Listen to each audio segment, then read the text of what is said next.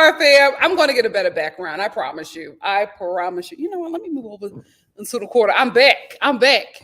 Because I went looking for that bug yesterday. He ain't want it. He ain't want it with the star. Speaking of not wanting it with the star, y'all, this live wasn't about to happen. This live was not about to happen. I literally walked into my home like 10 minutes ago. And I didn't think that would happen. Here is why. So y'all know I like to get my 12,000 steps in a day. And the local Target, the closest Target to me is like a mile and a half away, right? So walking there and walking back is about 15, or so thousand steps. And that's just pretty much what I want to get in a day or every other day if it's too, I take my breaks when I can, right? So I walked there today, but I made the mistake of actually going into Target. And especially as a millennial woman, you can't walk into Target and just walk out. I really thought that I was going to walk in there, get some dishwashing liquid and walk out. That ain't happen, right? So I'm like, I can't walk back home. Like, I'm strong, but I ain't that strong, okay? I can't walk a mile with all of this stuff I done brought in Target. And that's another thing. When you're like home and you're like in a new place, you start buying stuff that you really don't need, but like you just get it. Because why in the hell did I need a marble salt and pepper shaker set? I didn't need it, right? But I'm like, I just got a new place, so I should do it. So anyway, I'm like, okay, it's fine. Let me just call an Uber, right? So when I get to Target, I do my shopping. I actually went to Target to pick something up, and I thought I was going to pick it up and leave, and that was going to be fine. But the Target actually ended up sending the item that I ordered to the store closest to my home in LA. So I called Target. They were able to square everything out, and the item will be there tomorrow, so I'll go pick it up tomorrow. Anyway, I call an Uber, and I'm like, okay, let me just call an Uber because I just can't carry this stuff home. Why does this thing tell me 22 minutes? Huh? Okay? Absolutely not. So I'm like, all right, Uber is tripping. Let me call Lyft. Why Lyft tell me 25 minutes? 25 minutes. I'm like, what the hell is going on? So I just took a break and I was like, you know what? Let me just wait. Let me just scoot on down to another location, another store, and let's see if things change, right? So here I am looking crazy because everybody out here is in a freaking car. I'm the only dummy walking in a neighborhood. I know my neighbors look at me like she's not from here. So I walked down with my cart full of stuff and I, try Lyft and Uber again, the same amount of time. I'm like, are there no Lyfts and Ubers in this area? What the hell is going on? Then it clicks. I'm not in LA anymore. If this was LA, I would have had an Uber in like 2 minutes. 2 minutes, and it would have been multiple people fighting to pick me up. Nobody. Everybody is in like another city far away from me. So I just had to wait the 22 minutes.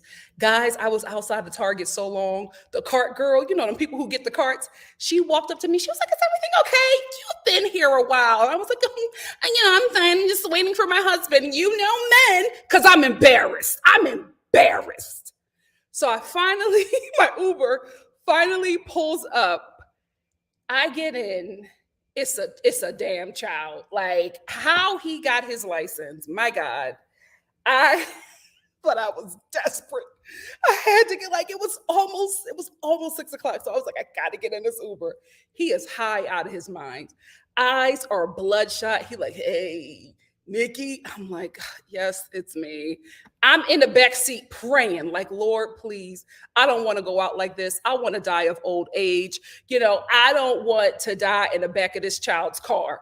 Finally get home, rush in, get ready, and the quickest I have ever gotten ready. But I'm an actress, so I'm used to, quick changes. Anyway, I'm finally here, and I thank the Lord. Forgive me for being a few minutes late because, baby, it was just not going to happen. It was not going to happen. Oh, my God. I told my sister, I was like, I can't find an Uber. She was like, Nikki, you're in the country. Who's Ubering and lifting in the country? Everybody got pickup trucks for stuff like this. What are you doing? Oh, God, I got to get back to the city. I don't know, guys. I don't know if this is going to work for me. I don't know if it's going to work for me. Anyway, I'm here now. Let's get into it. How are you guys doing? How are you guys doing? I was like, oh Lord. Oh, you know what? Let me, because I made a video for you guys that I was going to post on Instagram because I thought that I wasn't going to make it. So hold on, let me get the video. Let me get the video. Hi fam, I'm nervous. I called an Uber. Said it was going to be here in 22 minutes. Why 22 minutes? I'm not built for the country. I'm not built for the country. I got to get back to the city. I'm a city girl.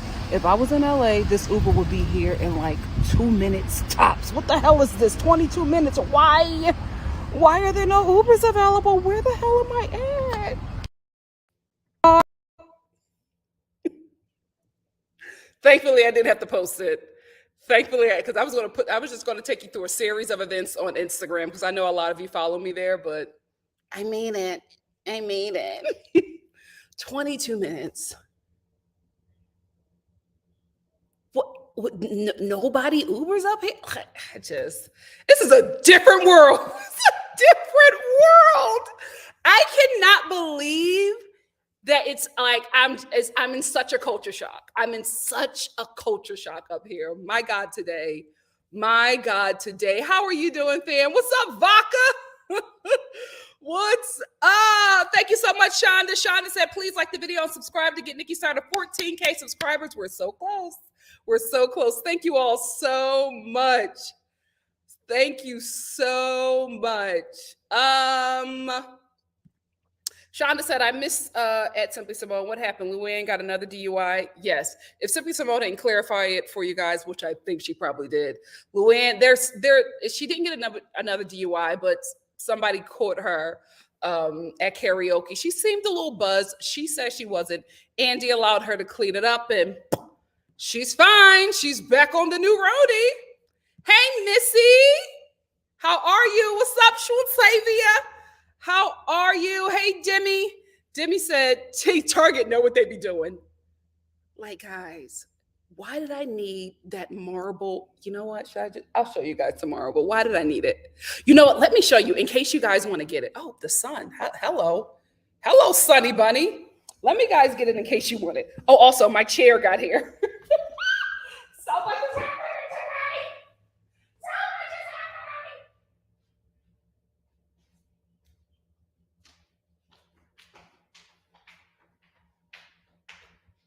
Like stuff is finally being delivered. For some reason, I don't know what's going on, but like all of the stuff that I've been waiting for to get here is like getting delivered this week. What is happening over there in them ports? Let me get the sun out. What the hell? How did I get it here?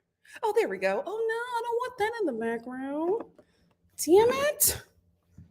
And I wanted natural light. Well, you want to get part of my kitchen. Oh no, I wanted to. Can we? No. Damn it. We're going to find another location. But anyway, this is what got me. Oh, from Threshold. These are at Target, and they're on sale for $7.50. $7.50. Normally they're $15, but Target is having a sale today, and these are 50% off.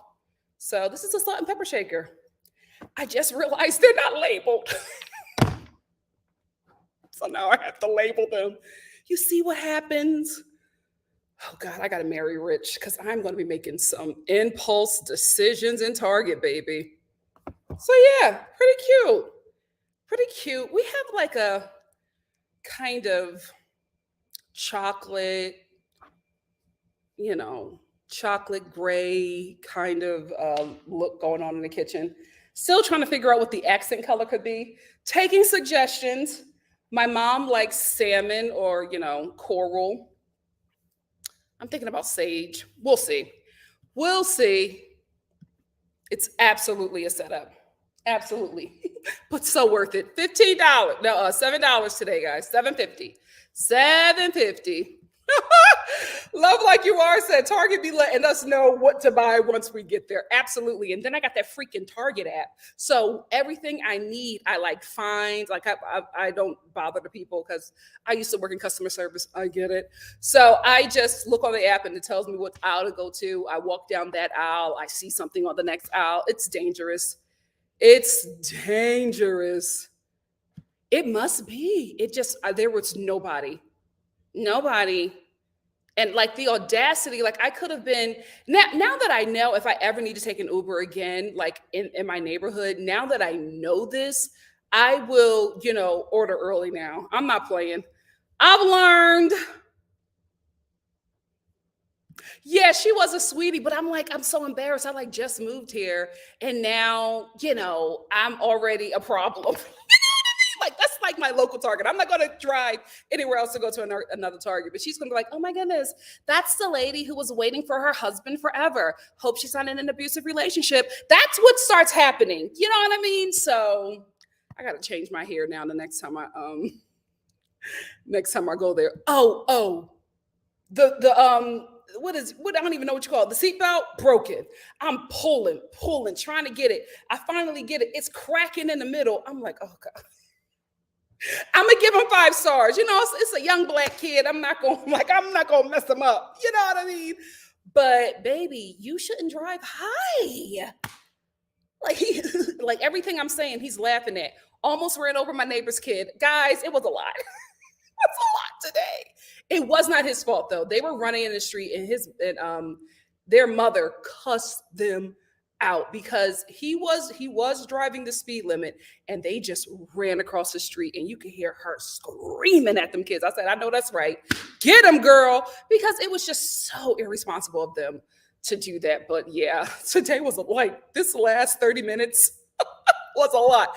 Thank you so much, Shonda, for the super chat. Shonda said, you have the best stories. Thank you so much, sis. Straight boonies. Oh, Shonda. Cha-ching! Thank you so much. It's the money in the building. Thank you. What's up, Tia Bia? Hey, Greta. Said, hey, Nikki, I'm here on my last night in Spain on vacation. Stayed up for the live. Greta, thank you so much. Can't wait to go to Spain. That's definitely on the list. Baca said, welcome to the country and living in the woods. Thank you so much, Vaca. So I'm going to get a couple more comments and then I'm going to get started. I'm just going to first let you know how the order of things are going to go today. We're first going to start off with Real Housewives of Orange County. Excuse me. Then I'm going to take a break, talk to you guys, and then we're going to get into the reunion drama that happened with her dress, with Shannon's dress. Then I'm going to take a break, talk to you guys about that for a minute, and then we're going to get into the Real Housewives of New Jersey, a couple of comments that I had about the latest episode, and then we're going to take a break, talk about that, and then we're going to finish up with the Real Housewives of New York news that was just released yesterday. So that is how things are. That is the order of service. Sarah Peters said, baby, that was a journey. Glad you made it safe. I would have waited for another Uber. Oh, no, I did. They were all 22 plus minutes out. Like the first Uber that I saw, I canceled it because I was just like, 22 minutes? Absolutely not. I got places to be. Everybody, every Uber on Uber and Lyft, they were all like 20 plus minutes out. 22 plus minutes out. I took Uber because it was like a 3-minute difference from when my driver would get there. With Lyft, it was like almost 30 minutes. My arrival was going to be like 6:15. I'm like, I gotta live at 6. I can't do it. Hey, Josie, I've missed you too. City girls tap in. City girls tap in, Shonda. I can't do it. I cannot do it. This just happened, Shawnette? What? Oh my God. Do you have the video? If you do, please send it to me on Instagram. I'll take some time to, oh no, I don't want to put a video with slurs up, but I'll watch it and then I'll let you guys know my reaction. I just thought about that. I don't want that messed in my video, but if it just happened, we should talk about it since we're going to talk about the Real Housewives of New York. Simone said, girl, I had to cuss out USPS for them losing 2 of my packages. You know what? I really have not had a problem with my local post office. And that's abnormal for me because y'all know that I'm always getting into it at my local post office in LA. Like for years, me and them have been going at it. It's two people that I rock with. One is a sister. I think she gives me millennial, and then another is a gay guy. I think he's a millennial too. Gay brother. He loves me. He's like, "Hey, Star." I'm like, "Hi." Everybody else is on site. I cannot stand that post office. If they're not working, if it's not an emergency, I'm like, you know what? I'll come back. I'll come back. El Boogie said, Nikki, I left you a lengthy explanation for the poor. Yes, I got that, El Boogie. Thank you so much. You basically just confirmed what the furniture guy said at Rooms to Go. He said the same thing. He was just like, so everybody's going to tell you that your stuff is going to get there in July. And he was right, because everybody was like July at the earliest, but that's not even a fact. Like, that's just a guesstimation. Thank you so much, Shonda, for putting the salt and pepper shaker set in the, this is the link for it at Target. $7.50. Yes, I did. I moved to 8TL, but I'm literally on the outskirts. Like, what's the city that I wanted to be in? I'm like 20 or 25 minutes out of Atlanta. I'm in Smyrna, and it was either Alpharetta. Alpharetta, Sandy Springs, or Roswell. I was fighting for Sandy Springs or Roswell because I love that Target, but Smyrna just had the best options for us. But the traffic is great going to Atlanta. Coming back, it's a little crazy, but I don't spend a lot of time in Atlanta. I've come to find out I'm spending a lot of time in my neighborhood, but it's like, I live in a development, but they built in like the woods. So you can tell that this was just pure forest before they started building homes in this area. And everything is like, it's a stretch out, but I'm thankful. I love it. I really, really do. I just got to get used to the bugs. I got used to the deer right away. And that's really weird for me because I thought the deer would scare me the most. The bugs have taken center stage, and, pretty much it. I just now learned about the Uber and Lyft situation. So now that I know, if I don't want to drive, I'm going to have to call my Lyft or my Uber like an hour before I actually want to go. And I think I think on certain apps, you can schedule a ride. So I think I might just take advantage of that. Hey, Miss Gigi, here for the fellowships and laughs. That's all right. So I just dropped a lot of money at Target. I can't. Thank you for the heads up, but I can't spend another dime. I cannot spend another dime. That's the same thing my sister said to me. She was like, "What are you doing walking?" I know.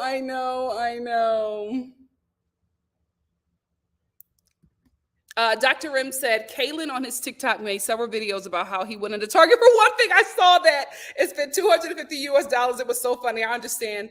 That's how much I spend when I go into Primark. Oh, I wish they would get a Primark out here. Every time I go to Philly, I go to the Primark at King of Prussia. Courtney said, hey guys, I just had 2 interviews. Both asked me to move on to the next part of their interview process. Both making more than I am now. Wish me luck. Oh, Courtney, you got this. You got this. Whoever picks you is going to be superbly blessed to have you working within their company. You got this. Prayers up, fingers crossed. You got this, sis. Hey, home with Reese. Hey, home with Reese said, hey, Nikki, missed your Housewives review, but I was pleasantly surprised to see you on the episode of Adam Ruins Everything. Thanks for watching. Every watch, your girl gets paid. Thank you. I was like, okay, NikkiStar, educate the people. You did amazing, of course. Thank you. Thank you so much. Let me get 2 more and then I'm going to get out of here. No, let's do 4. Hey, Kyra. Kyra said, yes, Nikki, you are in the boondocks with me, and Ubers and Lyfts are not here like that. Yeah, I've learned. I've learned. Oh, thank you so much, Johnny's Active Channel. Johnny says, sorry for your experience today, Star, but glad you got home safe. Yeah, listen, I can't complain, but I was nervous. I was like, oh, 22 minutes, please. Why would they give me, I was actually mad at Uber. I was like, why would you give me somebody that's 22 minutes away? Like, that's stupid. I didn't realize everybody was 22 minutes away. What's so Seth, you should do it. I will say, coming from LA, although the bugs and needing a car to go everywhere, aside, unless you move to the city, I'm trying to get to Midtown at some point. But aside from that, it's so relaxing. I feel so rested. It was a smart move for me. Definitely a smart move for me. I think you should do it as well. Let's hang out. Hey, Demi said, I live in Sandy Springs and I love it, but traffic is terrible. But everyone is moving to Smyrna. Hey, come on down. It's still a very small town, but close to lots of action. So a good area. Yeah, that's what it is. It's like you can get to everything, but you in the boonies. But I love it. Oh yeah, she's going to join me for that because that's the one she watched. I'm trying to get her to watch. I'm trying to get her to watch Candy and the Gang, but she's not feeling it. I enjoy it. But she's definitely going to be watching Real Housewives of Atlanta with me, and we'll be reviewing it together. Shannon Van, we're going to end here with Shannon Van said, hey, hello, what's up? I said we were going to end with Shannon Van, but I want to answer this. Tia said, good luck with that humidity. I actually, one of the factors for me moving here was the humidity. In Philly, my hair and skin was the best it has ever been. When I moved to LA, my hair and skin just went through hella problems. I'm looking forward to the humidity. I can't believe I'm saying that. But for me, I need that. My skin needs it. My hair needs it. Listen, I had bundles when I was in Philly. LA, not so much. So I'm looking forward to that. I really, really, really am looking forward to that. Let's get started. First, we're going to start off with the Real Housewives of Orange County. Buckle up. I got a lot to say about them. It's so obvious that Gina has no storyline this season. Her or Emily. It's so obvious because unless this show is hiding footage, and I do not think that Shannon is a favorite, it makes absolutely no sense for Gina and Emily to have this beef with Shannon. And the beef is that Shannon is jealous of Gina's and Heather's relationship. There's no evidence of that. And I feel like this show is so messy, they would have showed it. Like, let's be real. Shannon is not the cow of her season, of her franchise, right? So I don't get this production. I don't get production protecting her when they've never done that. So if there was evidence, if there was a hot mic, if there was footage of Gina, of Shannon actually being jealous of Gina and Heather's relationship, we would see it.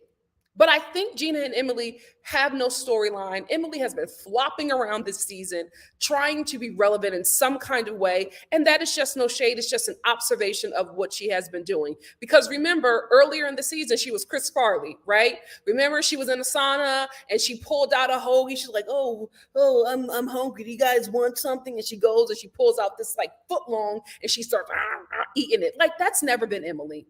What are you doing? Like, because you're a little thicker in size, now you're going to be like the Chris Farley of the show. Now we're going to play on your bigness in the wrong way.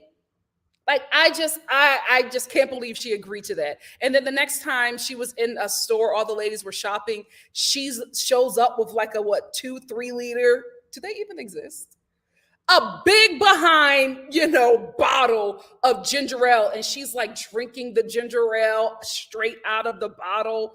Emily, that is not you. But if you don't have anything going on, then you just start creating these narratives about yourself or creating drama out of nowhere. And listen, I don't have a problem with these ladies having really good lives and coming to the show and faking storylines. As long as it's believable, as long as it's entertaining, I do not care. But Gina and Emily have nothing entertaining going on. So now they're going to do this pile-up thing that all the housewives are doing, and I cannot stand it. I hate the pile-up. I hate the pileups that they do because it's just like at y'all big ages, y'all piling up on other women. Y'all in your freaking 60s and y'all ganging up on another woman that you don't like because you don't have nothing else going on in your life.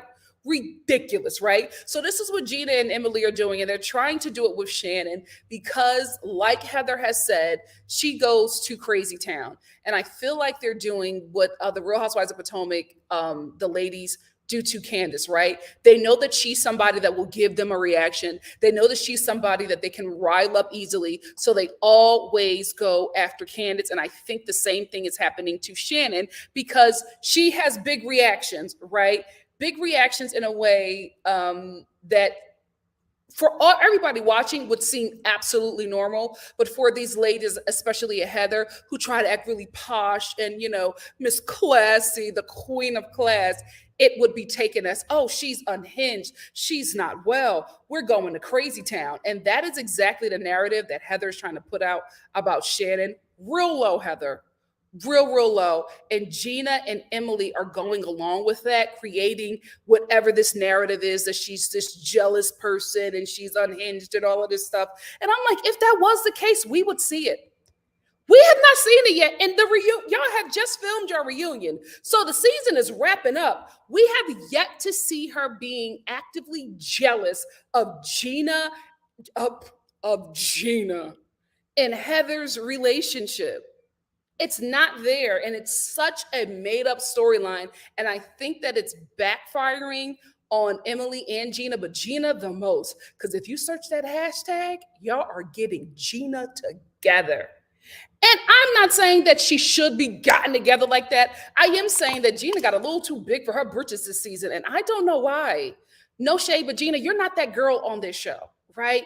You're not that girl on this show. So to start acting like you're this girl, I don't know if it's because you got a little stylist, hairstylist and fashion stylist, and maybe you're starting to feel yourself. I love it when a woman feels herself. Feel yourself, but don't do it to tear down another woman. And that's what I'm getting from Gina. And I think a lot of the fans are getting that because if you search that hashtag, everybody is cussing out Gina. You have no storyline, sis. And the storyline is to go after somebody that is just purely innocent. It's not a good look. And I'm not saying you deserve what you're getting, but this is the reaction to the things that you are doing from the fan base. And what you and Emily are doing has actually backfired because y'all made Shannon Storms Bador the fan favorite of the Real Housewives of Orange County. And she has never been in that position. I can't believe we're here today. But everybody is team Shannon Storms Bador, even me. And y'all know I ain't have no hate for Shannon, but she has been annoying. Shannon has been annoying and over the top. But I am actually on the Shannon train this season. I'm rooting for her. And Emily always feeds Shannon lines to make her like. So this is what happens. Emily will be talking to Shannon, and she will say to Shannon, well, Gina thinks that you are jealous of her relationship with Heather. And so Shannon will say this because this is how you have a conversation, right? This is how you have a conversation and let the person know not only that you hear them, that you are listening, right? So Shannon will say, Gina thinks that I'm jealous of her and Heather. I'm not jealous of Gina's relationship with Heather. I don't know why Gina would think that, right? So Emily will then take that conversation and say, well, Shannon said that she's jealous to Gina. Well, Shannon said that she's jealous of your relationship with Heather. Technically, Shannon did say that, right? But Shannon was repeating what Emily said to let her know, because this is how you have a conversation as an adult, that I heard what you said, right? So when you're having an adult conversation and you're having a conversation correctly, when you are talking to someone, you repeat back what they said to let them know that you heard them, right? And then you put in your response. So Emily will twist that to say that this is what Shannon said. Technically, she did say it, but she said it, but she repeated what you said so that she can give her counter opinion of her reality. Emily is the one stirring this pot. And I think next episode, Shannon is going to expose that. I don't know if it's going to work well for her, but I'm glad she got Noella on her side. Listen, I know a lot of people don't care for Noella. She gets on my nerves at times as well, especially her newfound blackness, because I had a huge problem with her saying maybe black men may be the way to go for me. You talking like your mama's side of the family. So you listen, she does get on my nerves at times. But what I love about her is two things. One, she always has Shannon's back and she does not let up on Heather. Because Heather came on this show, she got paid handsomely, right? And I think they told her that she was going to be in charge of the girls. Noella didn't get that memo. So Heather can talk down to them ladies, show that house and make them feel intimidated and try to get them all together and make sure they fall in line and get them all razzled and frazzled. But she cannot do that with Noella. And that is why I go up for her. Because Heather can treat everybody else like crap, but she knows she cannot walk down Noella Street. So Heather's strategy now is to make everybody not like her because she came on this show and she let them all know that she's the HBIC and they all fell in line and bowed down, but not Noella.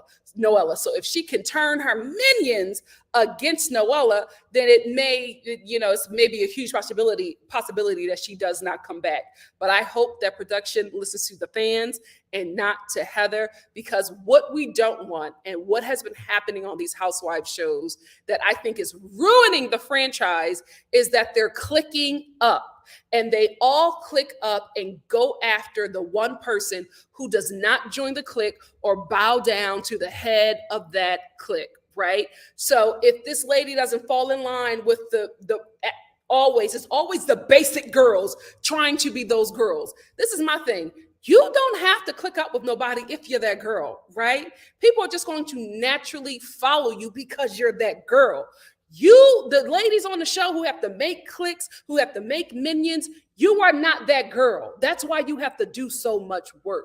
So what happens on the shows is the basic Barbies of the shows click up and try to go after the ones who we are really tuning in to see. And I hate it because what happens is you get good content creators off the show, and then we're left with these dry, basic Barbies who can't dress, who can't read, who cry at the drop of a dime when there is any kind of conflict, whose husbands look like Gollum, like they just don't have nothing going on. And then the show is left bland because they all clicked up and got the really popular girls, the one that we were tuning in to see, off the show because they refused to film with them, ran behind production's back and used their privilege or whatever that they have with production to get the ladies off the show, or made the environment so uncomfortable for them that they don't return. And I really wish that Bravo would come in and get in charge of your girls. Andy, your hose is getting out of hand. Let them know that you the one to sign their paychecks and that they need to start showing up for work, and to leave the girls that are trending every week alone. Because if they're trending every week, that means we're talking about them. And if we're talking about them, that means we're watching that show for them. Get your show together.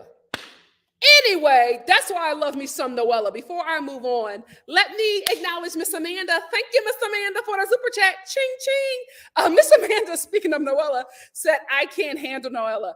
Baby, neither can Heather. And that's why Noella should stay on the show.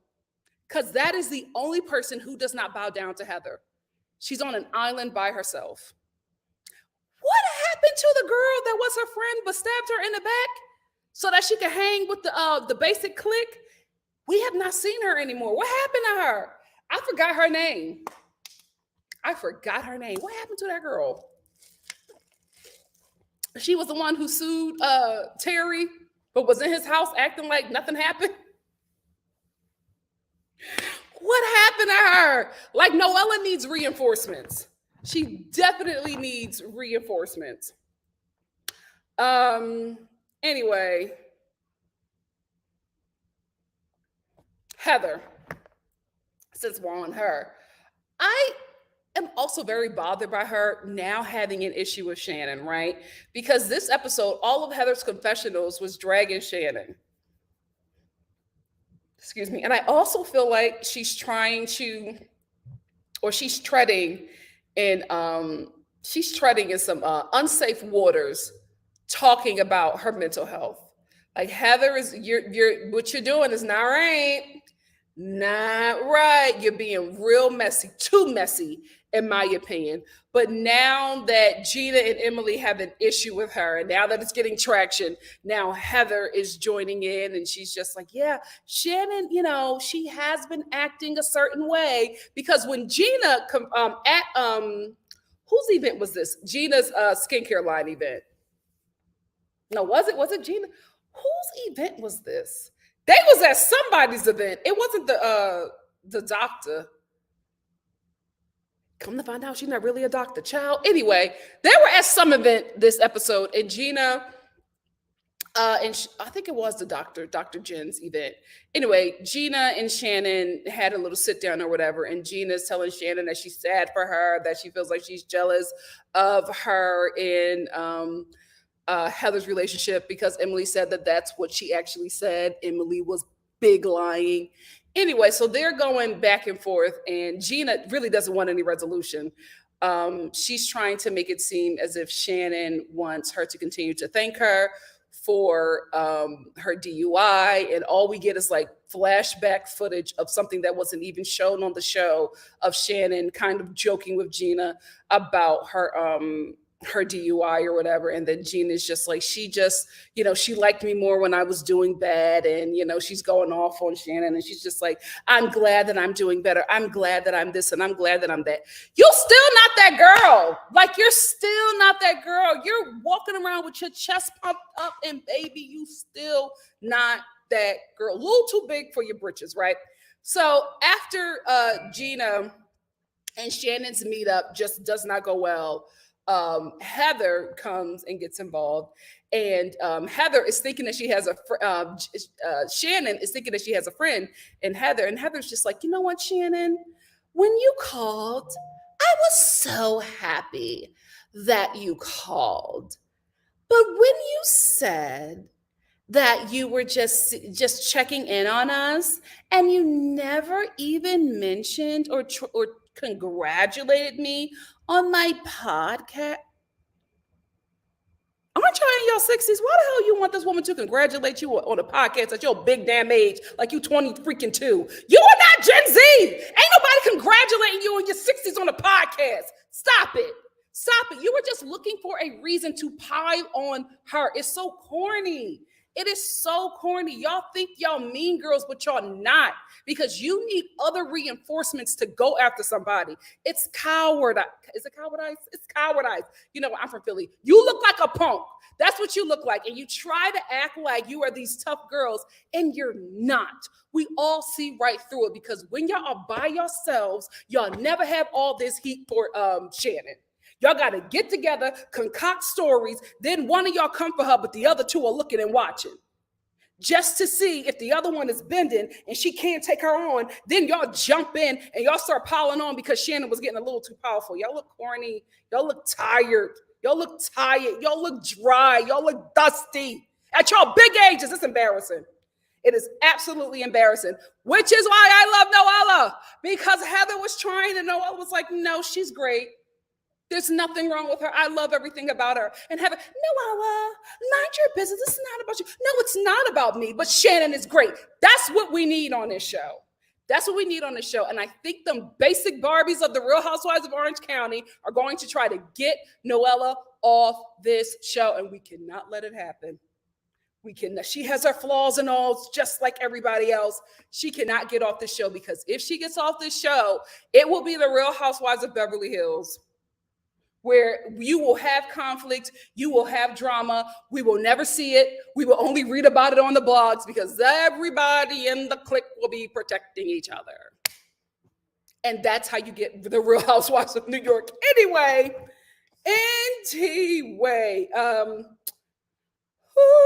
Noella, since we talk about my girl again, was she a child of an affair? Or was she a jump off? Because she's not quite clear about why her father just does not want to be in her life. Now, there are men that just take off, right? But she just says that her father just didn't want to be her father. And I'm like, why? Was he in a relationship with your mother and then she just popped the pregnancy on him? Or was it a hit it and quit it at a Freaknik? Like, what is the tea? She's very, like, this is the thing, Noella, you're really open about everything else. You're really vague about that part. Speaking about her being vague, right? She learns this episode that her father passed away, and she's really, really emotional about that. And she says that she was really heartbroken that she never, her son never got the chance to meet her father. And she said, I feel really bad because I could have made it happen. And to that I say, wipe them tears. Your father turned his back on you. You didn't turn your back on your father. Oftentimes, and I say oftentimes because it just happens the most, especially with fathers.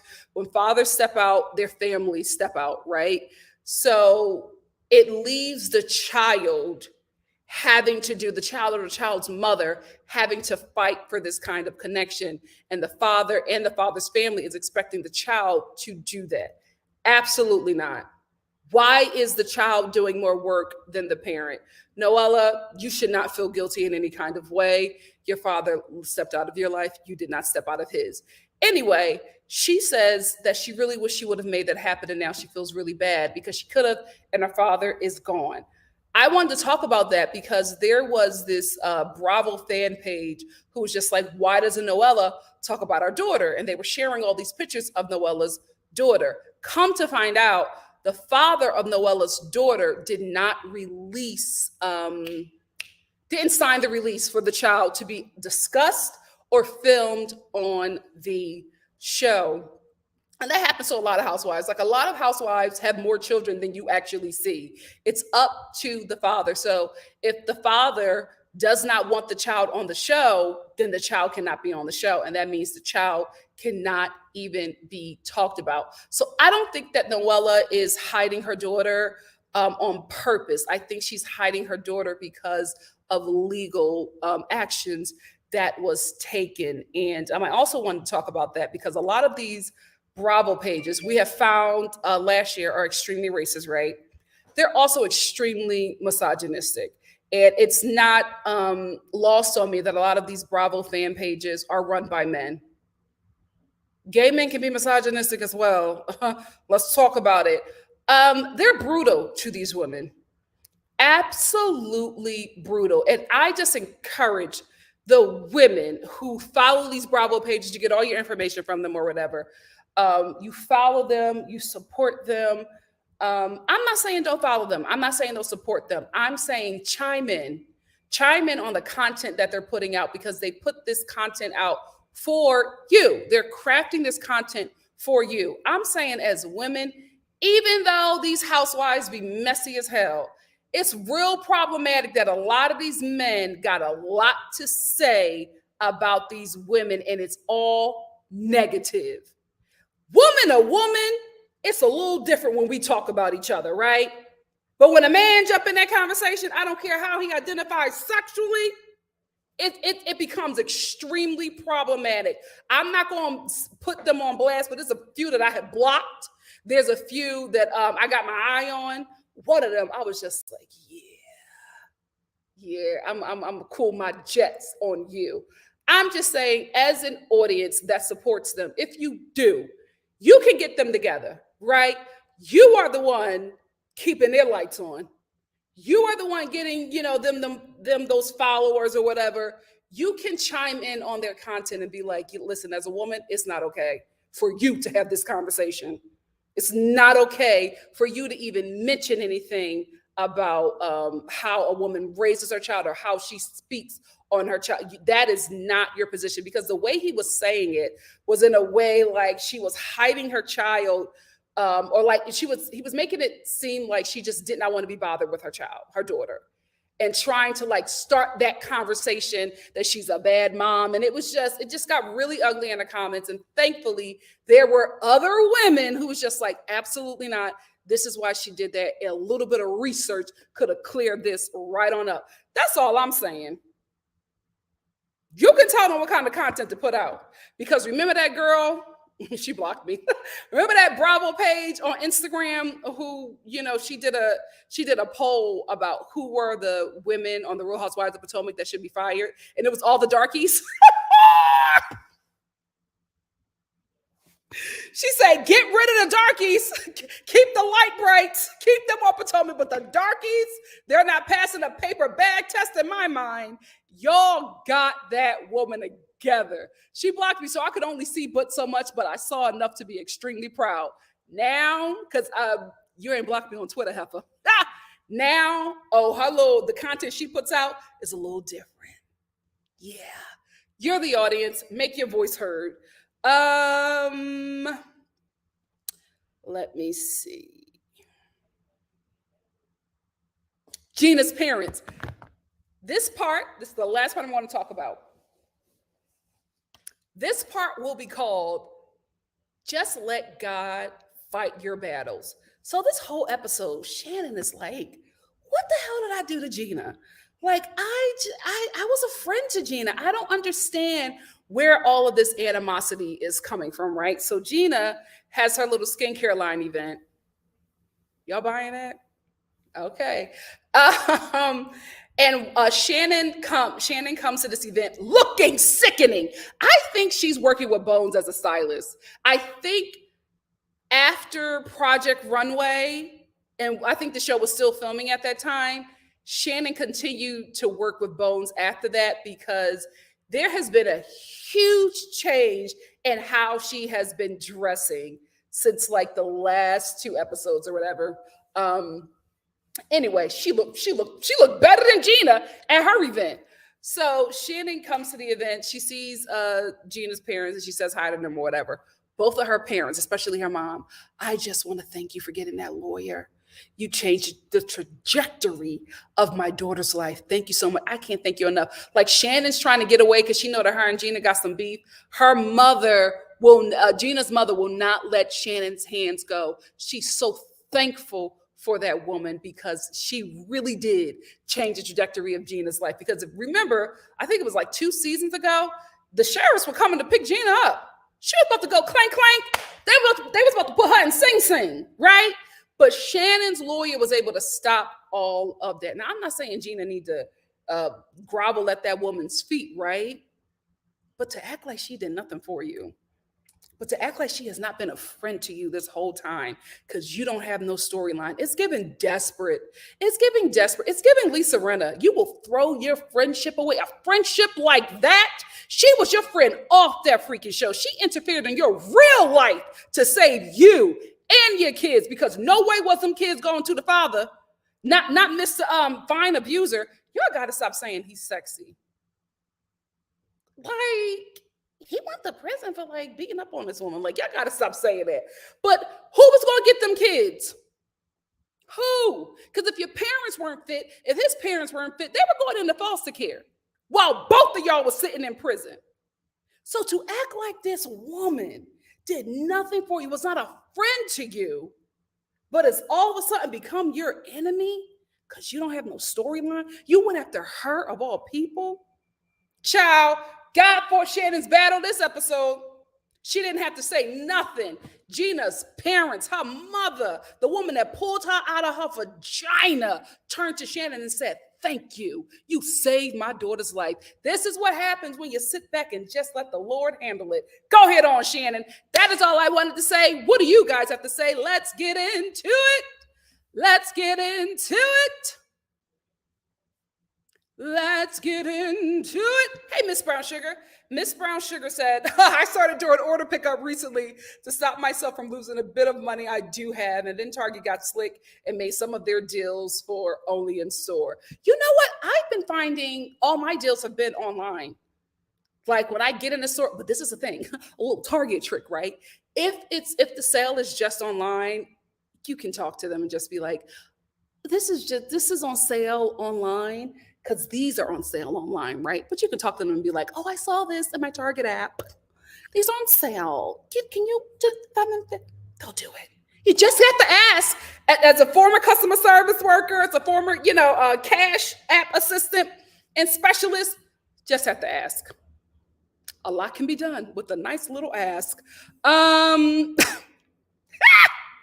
Ciao. That's what I like about her too, Helen. Helen said, I like Noella. If she got your back, she got your back. Absolutely. Absolutely. I got too much ice. Hold on, Drewski. Drewski said, I don't know this particular housewives, but that cookie thing is exactly what they tried to do to Candace. Absolutely. Absolutely. TS said, Heather looks like she is trying to buy friends. Absolutely. Every episode, she is trying to give people gifts like she is so kind. Really, it's just to show off. Which makes me question, does she really have any friends that are not from her hometown? I think like Heather probably, if she does have friends from back home, I think that those are her friends. I feel like, excuse me, especially the way that she goes about in relationships on this show. It could be very different in person, but if you listen to Jeff from what was that show that he had on Bravo? Jeff Lewis, he cannot stand Heather.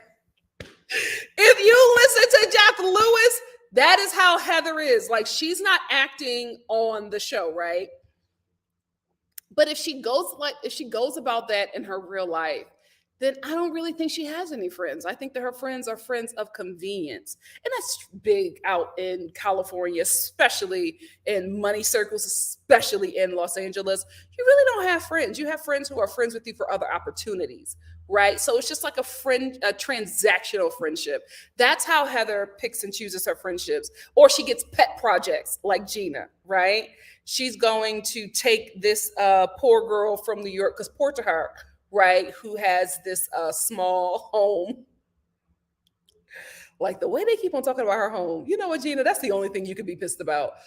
She's going to, show her how big her home is and show her who she could be if she stuck beside her, right? So Heather is going to bring Gina under her wing because Gina is going to be her bulldog.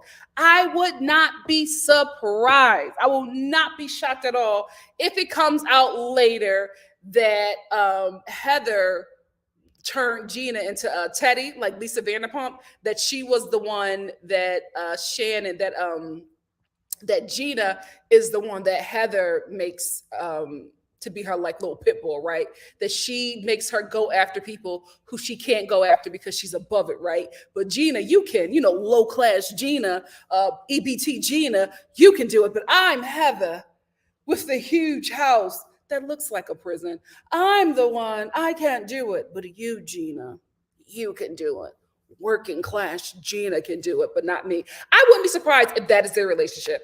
I would not be surprised. It is definitely giving Lisa Vanderpump and Teddy. I wouldn't be surprised. Josie said, that's Heather's MO. Oh, I got a cash app from Tiffany. Thank you, Tiffany. Cha-ching. Tiffany said, oh, there's no...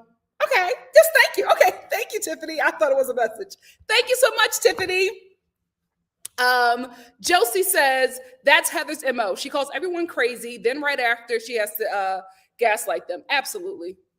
Absolutely. Miss Brown Sugar says, I don't know if it's jealousy as much as it's hurt feelings. Also similar to Candace. Shannon was there holding Gina's hand through all of her mess, and Gina dropped her as soon as she was up. Absolutely. Absolutely. Hi, Alex. Alex said, we should protect our children's image, no matter how cute the scene might be, because you open the world to do whatever they want with an image. Absolutely.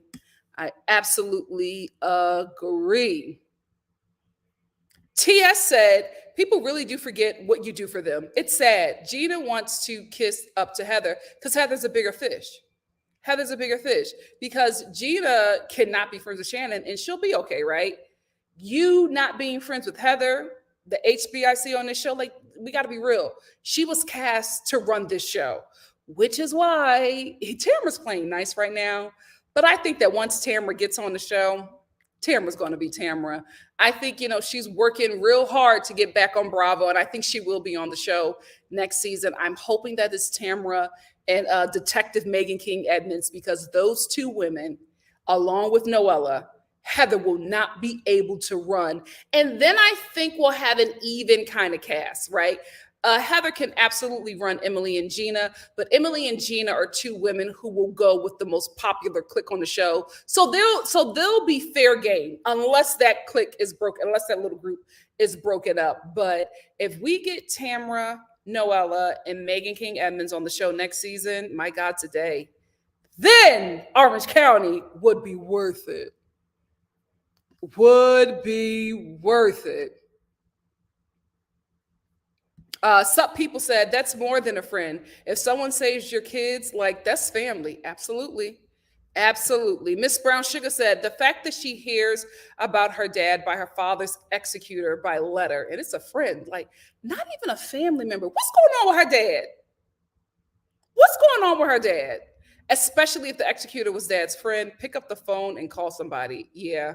Well, if he didn't have a relationship with her, like, you know, but I would call as well. Let's talk about two things. One, it's time to retire the Real Housewives of Orange County because I'm still so flabbergasted that the Real Housewives of New York was put on pause, but not the Real Housewives of Orange County. They never delivered the numbers. They have not delivered good numbers for a very long time. If you're going to put any show on pause, it would be this show. This show needs to put on pause. It needs to be recasted. We do not need to break it up into a legacy, but I think that's what's going to happen. I think because Peacock is not doing well at all either. It's just the content is just not there. The shows that they created, thank God for Bel Air. Thank God for Bel Air because that's bringing the blacks. And let's be real, if black people are watching your network, you are going to get advertisers. Why? Because we are the biggest spenders in the United States of America. So that's working for them, right? Peacock is working, Bel Air is working for them. But outside of that, who's really tuning in, right? Not a lot of people are watching the Ultimate Girls Trips that is on Peacock, and it's not doing well. NBC, y'all know I love y'all. We got a relationship. I'm just telling the truth. So I think what Bravo is going to do is turn every show split every show up, right? Every show will be young, diverse, and then the Peacock shows will be the legacy shows. So I think they're going to do the same thing with Atlanta because Andy has been trying his darndest to get Phaedra back on the Real Housewives of Atlanta, but Kandi says no. And he cannot remove Kandi and put Phaedra on the show because of their beef. And then the whole fan base would be like, absolutely not. How are you firing Kandi to put Phaedra on who, started that rumor, right? So that's not going to happen. But he's going to put Phaedra on the legacy show. I think all of the shows are going to get that, especially OC. I think Vicky is going to go to, I think that Kelly is done, but I think that Vicky is going to go to Legacy because you can't bring her back onto the OC because she's just a Trumper and it's just won't look good for business on a network like that. But on Peacock, you could do whatever. So I think each show is going to have a legacy show at some point. And I don't know. I don't know if it will be worth it, but I think they're absolutely going to do that to try to keep Peacock alive with the Real Housewives of Orange County. I hope that they do not put their best talent on the legacy show and not on the Real Housewives of Orange County because this show, in my opinion, is on life support. I don't know how Bravo has yet to pull the plug. I really am flabbergasted that this show is still going every season, still getting a budget every season. I don't know what the Real Housewives of Orange County production team have on Andy. I don't know what secrets they got, what pictures they got of him or somebody on the board at Bravo, probably one of the biggest investors. They got some stuff on him because how this show keeps on getting renewed every year is absolutely mind-boggling when they never have the numbers. They just I won't say never. They just have not had the numbers since Tamara and Vicky left, to be honest with you. The numbers were going down when Tamara and Vicky was on the show. I don't think that they expected them to drop so drastically, but they did. And I still just do not understand how they put Rhony on hold but kept on renewing the Real Housewives of Orange County. The show as it is just needs to be retired. It just needs to be retired. It's just not, this cast is not good. The latest casts have not been working. You either have to bring back Tamara, Detective Megan King, Edmonds, maybe put Gretchen on Legacy, but I feel like those, Noella, Detective Megan King, Edmonds, and Tamara, I think they can stir up some drama. I think that they can hold their own, right? Heather won't be able to run them. I think that they can really, especially with Tamara leading, because she wants this Bravo check back, right? She hasn't had this Bravo check for a very long time, and you could tell it's hurting her. She wants it. She wants this money and she wants it bad. So I think that she will actually show up to work. That's the only way, in my opinion, they can save Orange County. And I think they just need to go with some newbies. Dr. Jen can go. We can keep Pork Rind. That's the only way I can say his name. I cannot say his name without saying pork in front of it. Pork Rind. That's the only, that's the only part of that coupling that I would say keep. Pork Rind. Keep him because he's, in my opinion, one of the best husbands on OC. I love Pork Rind. His wife can go. His wife can go. Emily and Gina, absolutely. It's an absolute yes for me for them to get their walking papers. They don't bring anything. They don't bring anything. And it could just be that these two are in a good place, and that's okay. But unfortunately for this show, if you don't have anything going on in your life that's funny or messy, we don't care. Go to HGTV, right? You know what I mean? Start a YouTube where you're DIYing, stuff around the home with your kids. But if you're going to be on a housewife show, if you're not throwing a glass or making us laugh, we do not care. Keep Shannon. I think Shannon has been a stellar cast member this season. Keep her, and I think we got a show. Bring in two newbies. Keep Noella. Bring in Detective Megan King Edmonds, and bring in Tamara. Keep Shannon. Bring in two newbies, and we have a show. Oh God. One of them has to be a person of color.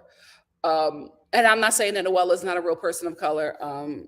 I think we would want somebody within the indigenous Mexican community, because that's like a huge population in Orange County. So the fact that we have no Mexican person on this show is just mind-boggling to me. They would definitely have to diversify that show. I would say for Orange County, there is a huge Asian community in the OC. I don't trust these women with an Asian cast member. I just don't. So I would say, if you want to cancel the show, do that. But if not, we need to have a Mexican housewife on this show. I just don't understand. I do not understand how there has never been a Mexican housewife on the Real Housewives of Orange County when the population in the OC is largely Mexican American. I don't get it. I do not get it. But that's my thoughts about retiring OC. What do you guys think? Miss Gigi said, I used to religiously watch the OC from episode 1, but they lost me years ago. Time to completely recast. I like Tamara and Detective Megan King Edmonds and Noella and Shannon. I would say keep them. Phil said Tamara, Shannon, Noella, Heather. I will say keep Heather too. Gretchen, I would say put Gretchen on Legacy. Gina and Emily. Absolutely not. Absolutely not. Absolutely. If they want to save it, if they want to save these shows, that's the way to do it.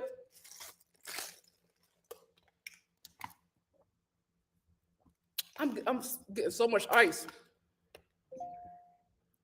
Forgive me. If anything, put Johannesburg on Peacock. If you want to build that show up, put Johannesburg on Peacock along with Australia. Miss Gigi said, I signed up for Peacock because of the Ultimate Girls Trip, but stayed for the old nostalgic shows. The rest of the content, aside from Bel-Air and Housewives of Miami, is trash. Yeah. Absolutely. Right? If you're not, why put it on Bravo if you already have it on Peacock? I think you should start on Bravo and then send it to Peacock. That's what I think. Hey, Michael. Michael said, you need to get your life together and find yourself a man because you're so corny and kind of boring and ugly, and see a therapist, and you're all in everybody else's business, and have a great day. Oh my God, Michael, why would you say that to your mom? What did you want to say to me? Because you got to be talking about your mother. Ugly where? Ugly where? Tell that to your mother, because that's the only person that's true for. Anyway, let me block this incel. Ugly weird. Why you lying? Why you lying, Michael? Anyway, was that Michael or was that Emily? Was that Emily? I think so. And guys, I heard that there's some tea flying around that Andy is looking at another location.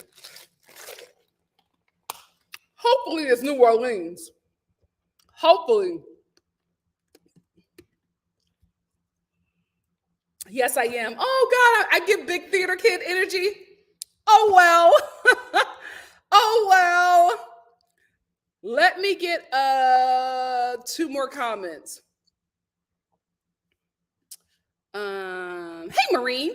Marine said, to be honest, I don't want a diverse OC cast if it's not organic. Absolutely. I don't want to watch another mess of a show. It's so draining.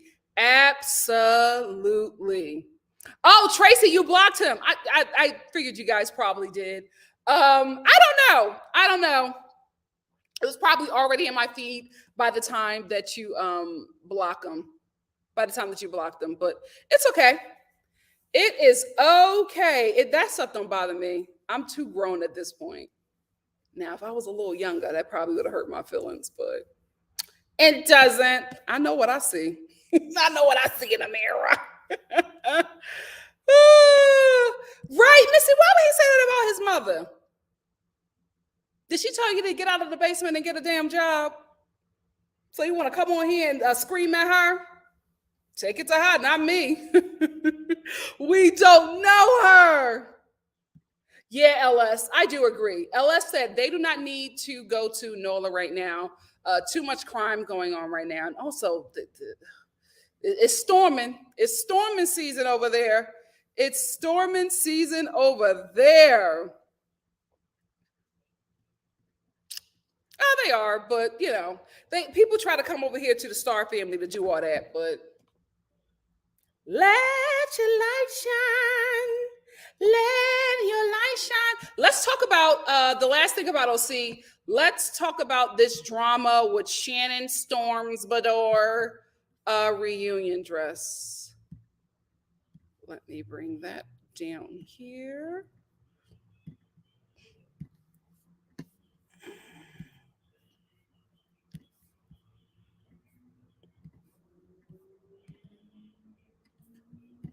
Let your light shine. There we go. So let's talk about the drama. So basically, Bones from Project Runway, he fixed the dress, created a dress for Shannon to wear at the reunion. And it came out like just recently that Shannon didn't wear the dress that he made for her. I don't know if the show did that or if the designer of the actual dress did that, because everybody was praising Bones for this dress. The dress in question is this. I think she looks great. This is the best Shannon has ever looked, and I think it's because of Bones. I think her working with him has turned her into this. Anyway, so this pink or peach dress is actually not the dress that he created. And people have been, all of a sudden this drama came out about the dress that he actually made for her, which was the color of his dress. Because if you watch Project Runway, Bones always makes a dress for the model and a dress for himself. So this dress kind of resembled what, or at least was in the color spectrum of what he made for Shannon. But there was a fitting issue. He said he didn't have a lot of time to make the dress. I actually read the article, and he went out to go get a dress. But the drama is that people are saying that an assistant for the show went out and got this dress, but Bones is saying, I picked it out. The assistant went and picked it up. Now the assistant picked it up, but this is what he at the last minute had for Shannon to go. First of all, I want to say, like I said before, this is the best Shannon has ever looked, and this actually worked out for her because she actually ended up being the best dress at the reunion. Girl, it's your season. It is your season, Shannon. Now let's read the article. This is from People Magazine. It says Project Runway's Bones says that Shannon Storms Bador reunion dress didn't turn out the way we wanted. Designer Bones Jones responded to reports that he botched Shannon Bador's Real Housewives of Orange County reunion dress. Project Runway designer Bones Jones is speaking out about the reunion dress he made for the Real Housewives of Orange County star Shannon Bador. On Monday, Jones, founder of House of Bones, was slammed for botching Bador's look. Page 6 Style reporting that the Orange County housewife, 57, was forced to change her outfit at the season 16 reunion taping as a result of Jones' design allegedly Being unwearable. Bador and Jones, 30, first met while filming season 19 of Project Runway in a challenge where designers were tasked with creating a reunion ensemble for Bador and various housewives like Karen Huger, the Countess Luann, and Bador's Real Housewives of Orange County star Gina something. Though Jones' design didn't win, the two bonded while filming, and Bador hired Jones after the show to make her a custom gown for the Real Housewives of Orange County season 16 reunion. But that's where things appeared to go wrong. According to page 6, the dress Jones made for Bador had to be scrapped the morning of March 11th. So they just did it, of the March 11th reunion taping. Bador instead opted for an off-the-rack pink lace Alice and Olivia sequin mini dress. I love Alice and Olivia. I wanted to support new talent and I wanted him to succeed, Bador told the outlet of the incident. He tried something new and unfortunately it didn't work. Jones, hold on. Is that it? Jones addressed the situation on Instagram on Monday, sharing a slideshow of photos of videos of himself and Bador from the reunion. Bador wearing the sparkly pink number. Bones wrote, "The dress picture ain't mine. I had a vision for Shanna's reunion dress, but for various reasons, it didn't turn out the way we wanted it to. Despite what took place with the dress leaving set that day, I thought we all felt very happy and accomplished with the final results," he added. He went on to say he was still extremely grateful for Bador and hopes we can work together again in the future. On his Instagram story, Jones gave his followers a glimpse of the dress meant for Bador, sharing a video of what appeared to be a yellow silk dress with glitter netting at the neckline. The dress in discussion, Jones wrote over the clip, "With the help from my friend, this was made 2 days before I left to California with 3 measurements. Later on Monday, he did an Instagram live where he showed off the dress and revealed he knew it wouldn't work. I refused to put whack S out into the world because of the representation of who I am." He also shared a series of videos of his time in California for the taping, posting videos of his hotel and what seemed to be a dinner with Bador. Bador has yet to speak on the incident further, and Jones claimed on Instagram Live that night that the two have yet to speak. Oh, that's upsetting. That's upsetting. She looks great.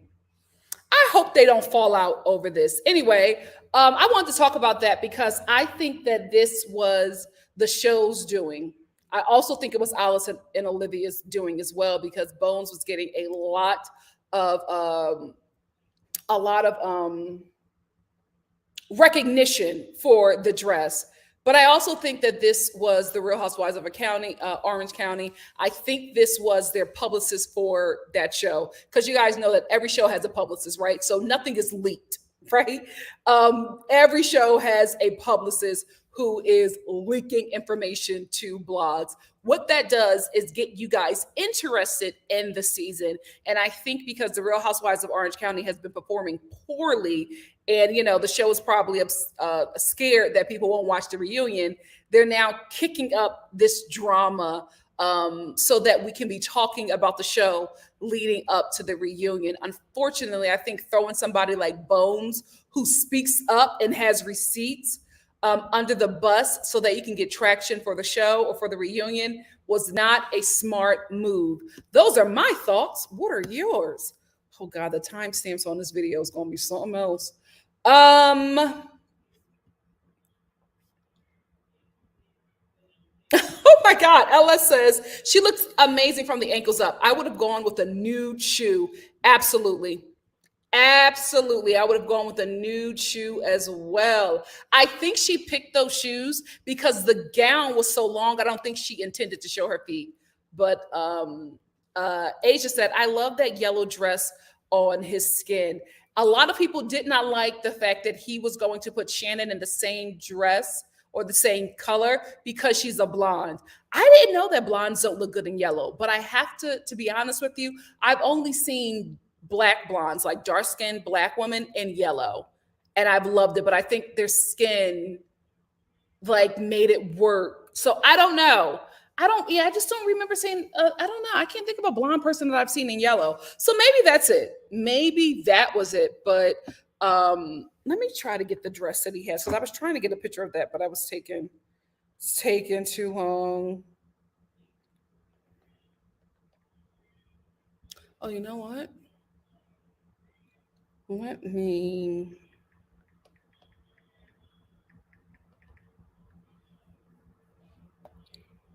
see if I can. I'm just going to show you through my phone. But this is what the dress that he made for her looked like. And a lot of people were saying you cannot put yellow on a blonde, especially a blonde white woman.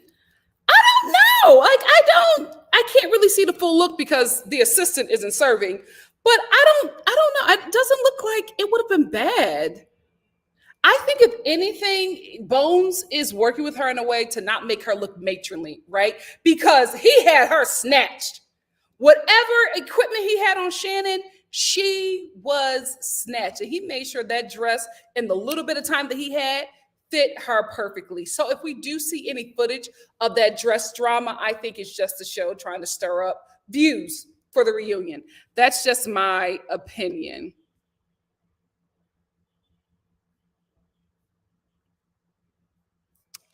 Candace said, oh, is it? There we go. Candace said, didn't Bones do something for Noella earlier this season? I'm not sure. Did he? I'm not sure. I am not sure. Oh, TS said, you have to be careful with yellow. It can turn into a big bird situation fast. Oh my God. I'm just thinking about Meredith. Oh, Meredith would have wore that and put feathers everywhere. She would have wore that and put feathers everywhere. Anyway, let's get into the Real Housewives of New Jersey. I am so sick of Jen apologizing every episode, apologizing and crying. I will say this. Jen never thought that affair would be brought up. And I think, like she said on this show, she never dealt with the affair, right? She never dealt with Bill cheating on her because she was about to have her child. So she just forgave him and moved forward and never dealt with that. So we're watching her deal with his cheating and the effects of that on TV. She never had time away to deal with it because she put it past her. So everything is coming up. So I'm thinking that's why she's crying at the drop of a dime and so sensitive and just want to make nice with all the ladies so that she does not have to be dragged through the mud anymore about that affair. So I get it, right? I'm not sick of her doing the falling out and crying, right? I'm sick of the fact that she feels like she has to do that because the basic Barbies of Jersey are running the show.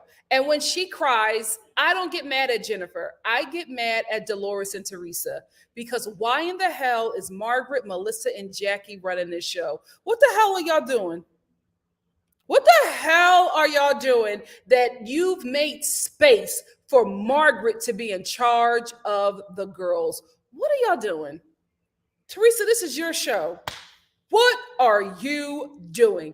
Every time Jen is like asking Margaret and the basic Barbies to be her friends and, telling them that she just really needs a friend right now, I get mad at Dolores and Teresa because I just don't understand how you guys are the girls.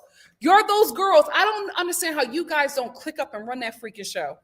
It baffles me that Jennifer, Teresa, and Dolores are not running New Jersey. I can't believe that Margaret has made the space to where she is that girl.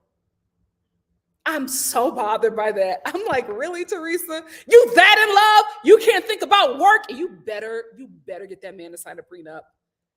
Listen, I'm not going to say it, but ain't no penis worth losing everything and your kids' inheritance, girl. You better make that man sign a prenup. So anyway, as I was saying, Marge the gossip, Jello backbone Jackie, and black cosplay Melissa. I'm telling you, every time I look at Melissa, I'm like, what? There's something going on there. But do you guys remember? I think it was like 3 or 4 seasons ago, where everybody was asking Melissa if she was black. The fans. So they were asking her that she was black so much that it had to be addressed at the reunion. She was like, "No, I don't have any problem, but I'm not black. I'm fully Italian. I got a 23andMe done, and there's no African in me." Like they were. The fans were on her so much. She had to do a 23andMe. My God, today. But it's Melissa, it's something. Every time I look at you, I'm like, it's not giving black though. It's giving Dominicana. You know what I mean? I'm like, oh, you giving Boricua. Anyway, I just can't believe that they are running the show. I'm so disappointed in Dolores and Teresa. I really, really am. So anyway, in this episode, Jennifer goes to meet with Margaret, and she's crying and falling apart about the affair because now they have to tell their children, and she just doesn't think that Bill has her back. Why in the hell are you telling this to Margaret, Jennifer? Like, this woman don't like you. Why are you telling her all this stuff, intimate stuff about your husband and how he's not supporting you? Why are you telling that to your enemy? Anyway, they decide to make up, and I think the only reason why Margaret, who hates Jennifer, made up with Jennifer is because Jennifer is the last key to Margaret running this show. At least that's what Margaret thinks, right? Because Jennifer is just as loyal to Teresa as Dolores is, right? And Margaret is trying to chip away at Teresa's kingdom while her head is in love la la land. So she don't really see what's happening. So Margaret is going after Jennifer because if Margaret has Jennifer, I'm not saying that Dolores is coming. Dolores remained loyal to Teresa, but Dolores plays both sides. So you'll get no opposition from Dolores. So so Margaret at that point will have her whole crew, and it will be Teresa on an island by herself. Girl, you better wake up. You better get from under Louis and wake the hell up. So anyway, why I think that Margaret just made up with Jennifer to get her on her team, because as soon as they made up, the first thing that Margaret said was, "Did you hear about Louis? Like, how was Teresa and Louis doing? Like, why do you care?" Right? Because she wants to get the sensitive things about Teresa to break her down. She wants to get information about Louis so that she can hold that over her head or throw that out when it's time to put the final nail in Teresa's coffin. She also wants Jennifer to start talking about Teresa so that she can do what she did on this episode. And what did she do on this episode? Twisted Jennifer's words. Thank God for the flashback. Twisted Jennifer's words and went back to the basic Barbies and was just like, Jennifer was gossiping to me about Teresa. She was telling me things about Louis, which was not the case. She was telling me that, Teresa was the one who told who wanted her to dig dirt on Evan. And you go back to the flashback, none of that happened. None of that happened. Jennifer was like, oh, no, I'm not going to say that. Like, it wasn't even like, well, I'm not going to say that. I wouldn't say that. No, like, that's how she said it, right? But Margaret only met with her and only made up with her because she wants to remove her from Teresa's alliance, and she wants to remove her from Teresa's alliance, and she wants to get information on Louis to take Teresa out. Teresa, you better wake up. You better wake up. Margaret is coming for everything, and she's doing it right in front of your face. Right in front of your face.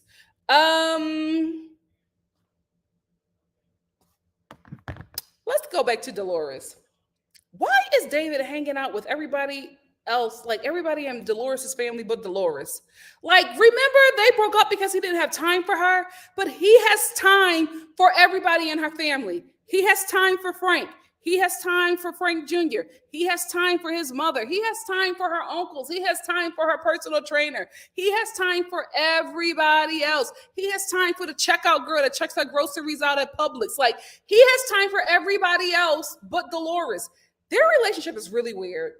Dolores and David, the relationship is so weird. He doesn't want to commit to her. He's so busy with work, but he has ample time to hang out with everybody else in Dolores' family except for Dolores. Really weird. It's also really weird that when her mother was in the hospital and he went in to check on her mother, he came out and spoke to her family about what was going on with her mother. In that moment, everybody is like emotional, really nervous about the well-being of her mother. He ignores her. And Dolores is just like, that's what he did. That's what he did. You and your family should have cussed him out. Y'all should have been like, this is not the time to bring that pettiness here. What the hell is going on with my mom? Talk to Dolores as well. I couldn't believe she just brushed that off. Dolores is so tough and strong with other women. She breaks when any man says or does anything to her, right? Like men just mistreat Dolores and she just takes it. But let a woman say something, she ready to break a glass bottle and slit that heifer's throat. But a man can just do whatever. What is that? What is that? Because you was ready to chuck out Jackie last week. And here is David ignoring you, walking past you when you and your family are there asking information about your mother who was just hospitalized. Absolutely not. That is not the time. That is not the time to come for me when my mother is hospitalized, because all that fear, anger, everything that I'm feeling, I'm going to take out on you. Because I'm already dealing with some stuff because I don't know if my mother is on her way to glory, and you going to ignore me, act like I don't matter when my mother is sitting right there in the hospital bed. Oh, I'm knocking you square in that bald head. But she's just like, yeah, that's what David did. That's what he did. You cool? But if it wasn't Dr. David, if it was Dr. Tiffany, Dr. Wendy, Dr. Teresa, you would have went to blows with that heifer. Oh, Dolores. You need a storyline. You really, really do. Because I feel like the more that I learn about you, I'm getting disappointed. Because I felt like you were that girl, but I'm not getting that girl from you. Like, why are you playing both sides? Why are you playing both sides? Why are you trying to be buddy-buddy with Margaret and Jackie? Jackie, who's a super fan of the show, who's been trying to get on the show for 9 years. You buddying up to her? When you're besties with Teresa? Yeah. Oh, Dolores, I'm going to keep you on my prayers. Speaking of Jackie, have you noticed that her and Evan have been doing a lot of PDA this season? No blowjobs. Jackie has been like, oh my goodness, he's sticking his penis in my back. Get off me, you hornball.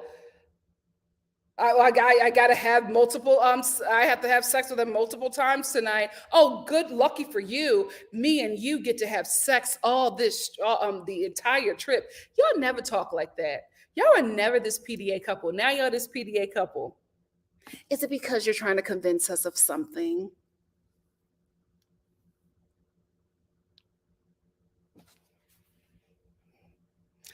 You're doing too much, Jackie. You and Evan are doing too much.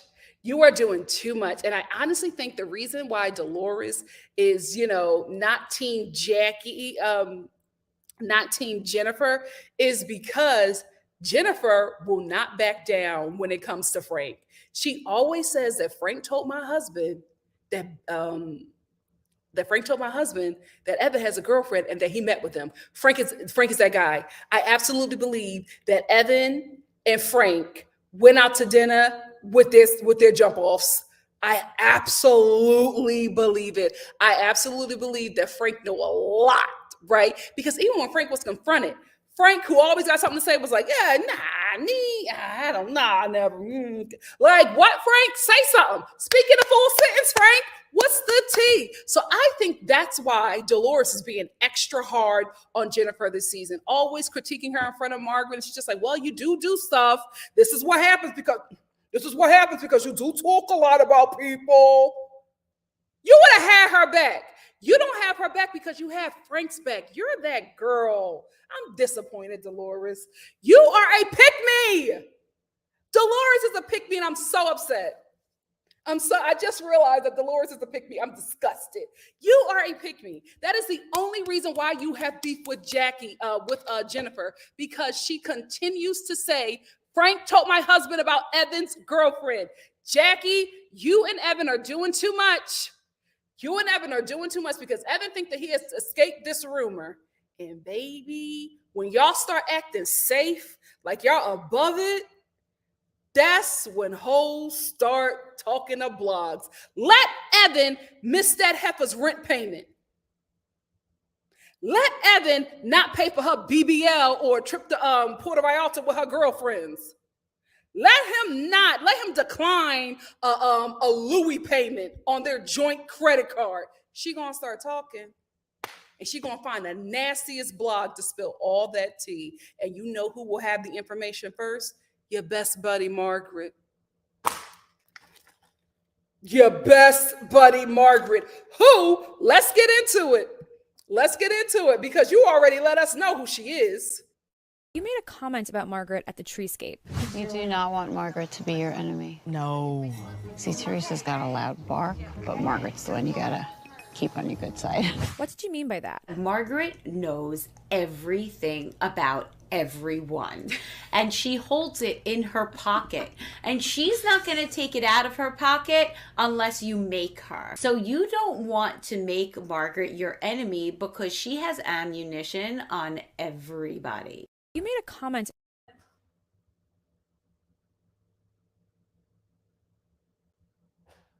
Because I absolutely believe that Margaret started that rumor. If y'all remember my reviews from last season, remember that episode when I was just like, oh, Margaret started this. Because I could not understand why Margaret was so frantic with the Teresa and Jackie beef, right? Like why she got involved. Like they've been beefing. Why are you so involved now? Why do you want them to meet at your home and, fix everything? Why? Why are you involved? And remember when they were both at our house, she was running around. She was so nervous. She was looking, she was waiting, she was staying in the room. She wasn't too far. I was just like, Margaret was the one that told Teresa. Just by the way she was acting. And now every time that something comes out about Margaret, I firmly believe that she was the one who started that rumor. I absolutely believe Jennifer when she was just like, Margaret said to her, oh, my husband, a plumber. You don't think that he knows everything about everybody? I absolutely believe it. Margaret's Joe was the one who gave her that tea. Margaret's Joe was the one who gave her that tea. And all them men, when they hanging out at poker night while Bill, who got a real job, is working, they all talking about Evan and his girlfriend because they got girlfriends. This is what I'm saying. You broads keep on playing these games, but y'all want to destroy the other person's life. Y'all want to dig up affairs. Y'all want to dig up delinquencies and, financial issues and secret babies. Y'all want to do that on everybody else. When you and your man got a bunch of skeletons in their closet. Now, Melissa, the streets is talking about Joe.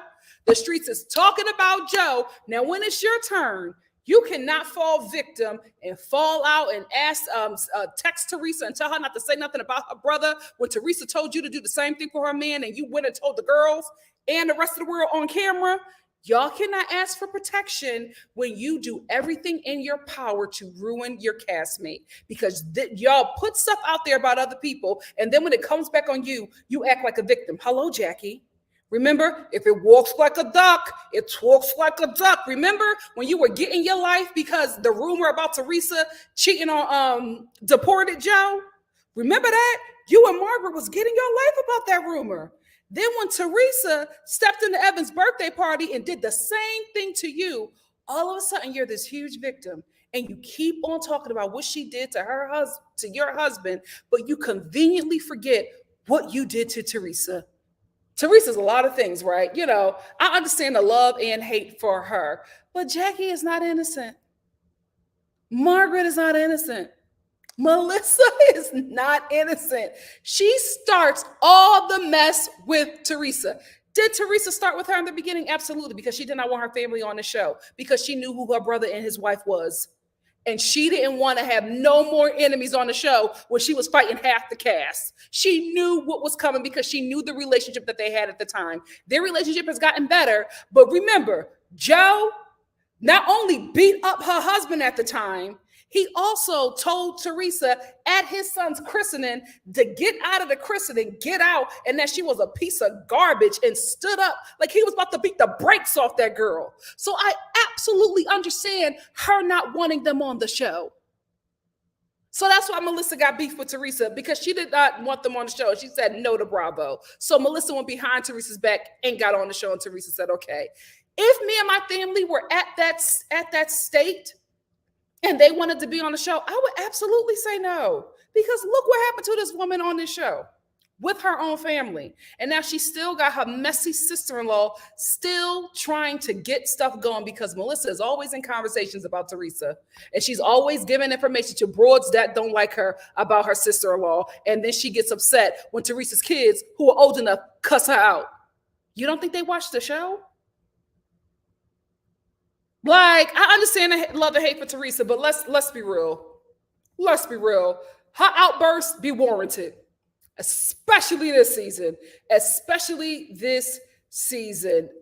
Speaking of Teresa, I think we're going to get a prostitution whore, Teresa. I think flipping tables, but on probation, prostitution whore Teresa is back, right? Because I don't know what conversation Teresa had with Louis, but she showed up to this team building blindfold in the forest event on 10.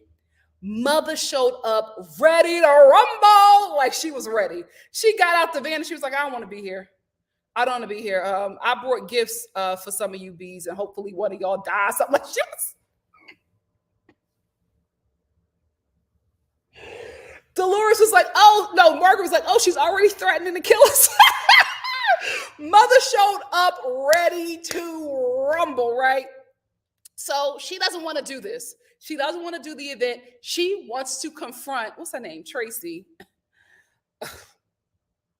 Who, I don't care what nobody say. That woman is faking an Italian-American East Coast accent. I'm telling you, I do not think that woman talks like that. Teresa, like, why don't you just, it's family, Teresa. It's giving community theater, Tracy. It's giving community theater. I do not think you speak like that, but I think you're doing the most because you're always in and out. She is in and out. When Tracy is talking in her confessional, she is the Real Housewives of Orange County. When she's talking to the ladies, all of a sudden she's a freaking soprano. Get the hell out of here. Community theater. So anyway, Teresa don't feel like it. And everybody's like, especially Melissa, she's like, what's going on? Not Melissa acting innocent. Not Melissa acting like she don't know why Teresa is upset. She's like, what's going on? Like, why are you so upset? Teresa's like, because two people have been talking behind my back and I want to talk to them about it. And Melissa's like, we'll talk about it after. She was like, well, let's go. So they get to the tree and her and Tracy are partners. And she was like, I don't want to help her because I want her to fall. You help her, Melissa. That's your friend. You help her. Melissa is like, she shook. She like, Tracy, I'm going to help you. Teresa's not going to do it. This is this woman's show, and y'all hate her for it. But this is her show because she walked in and got the girls together, and everybody fell in line. Even Jackie sitting behind a tree all the way up. She's like, oh, I'm going to stay far away from Teresa. You have a jello backbone, but you got all this bite. That's the thing. That's my thing with Jackie. I like Jackie because I feel like Jackie can read. Jackie reads in confessionals, right? When she has confessionals and at the reunion, when you're face to face with these women, but you got so much to say behind their back. That's why I can't respect you. Anyway, Teresa's just like, I don't want to do it. She's talking about the situation to everybody who will listen. She walks up there with Jackie and Dolores, who are talking about what's happened, what's going on. And she's like, what are y'all talking about? And Jackie's like, oh, well, we're just, we're talking about. Teresa's like, well, I want to talk about this. She starts going in, and Margaret's like, I can hear you. She was like, I'm glad you can hear me because it's about you. Listen, Margaret walked right into that because Teresa was ready to confront Margaret. She just needed something. And then Teresa, starts insulting Margaret. And Margaret is just like, she tells Margaret she looks bad. And Margaret's like, you look bad. And that's all Teresa needed. Teresa's like, what, really? I look bad? And she just starts walking down that hill to get to Margaret because she was looking for a moment. That's why she was doing all that talking. She was not lowering her voice so Margaret could not hear her. She was looking for a moment, and Margaret gave her that moment. So now Teresa going to get up in that grill. I will say this, Bravo, especially with this show, needs to stop doing the to be continued, because if we're going to be real here, you need to start the show at to be continued. All this fluff you give us and then the to be continued, I'm sorry. This show is not the Real Housewives of Atlanta. This show is not the Real Housewives of Potomac. When you give us a to be continued from those shows, we'll show up. It's not a guarantee that we'll be here for New Jersey. Let's just be real, because it's all fluff until Teresa gets going, and starts getting these girls together. Then we're like tuning in. Now, this to be continued. Of course, if you in here, we're going to be like, okay, let's come back in. But a lot of the times, the to be continues have not been worth it. And I feel like this one won't be it either, because Teresa is still on probation. I think she's on probation for like a decade. Yikes. But I don't know if she's really going to turn it up like she's been turning it up. One can only hope. One can only hope.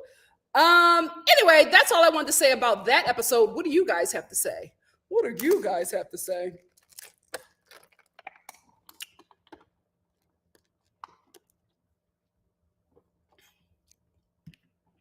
Yeah, I did. I did forget, but thank you for bringing that to my remembrance. Now, you know what? Dolores could just be shell-shocked. You're right. You are right, baby Tinks. You are right. Hey, Manty said Margaret's lack of a storyline is what really gets me. Every time she's alone, she's talking about someone, but Jen is the one who digs. Listen, Margaret does that because Margaret is getting sued by multiple people, right? So as long as she's talking about everybody, nobody's talking about her. But I guarantee you, Teresa got that tea, and she's going to bring it on. If not at the reunion, the next season. Candace said, so I heard Margaret said something about the affair on the last reunion and they cut it out. That's why she thought it was out.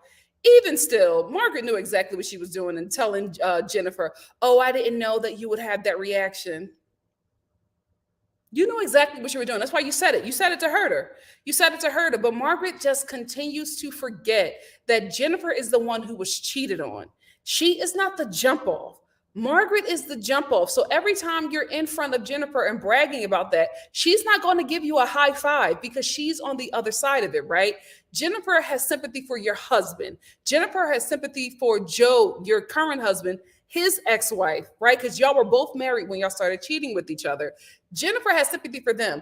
I don't know how Margaret can't understand that when Margaret's own children do not talk to her because of the affair.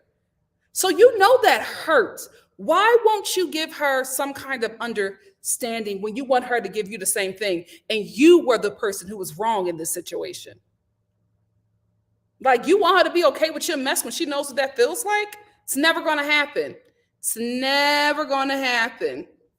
Shawnette said Jen wouldn't have Marge on her back if she didn't run her mouth so much. Shawnette, I absolutely disagree. Jennifer gives me Candace. Jennifer never starts it. She always finishes it, though, because Melissa has this issue with her because Jennifer said in response to a comment that Melissa made about her that her husband is a crook, right? And I think Melissa is mad about that because now people are starting to dig into Joe's finances and his business. And, the things that are being said about him is now getting traction, right? Because Jennifer said that.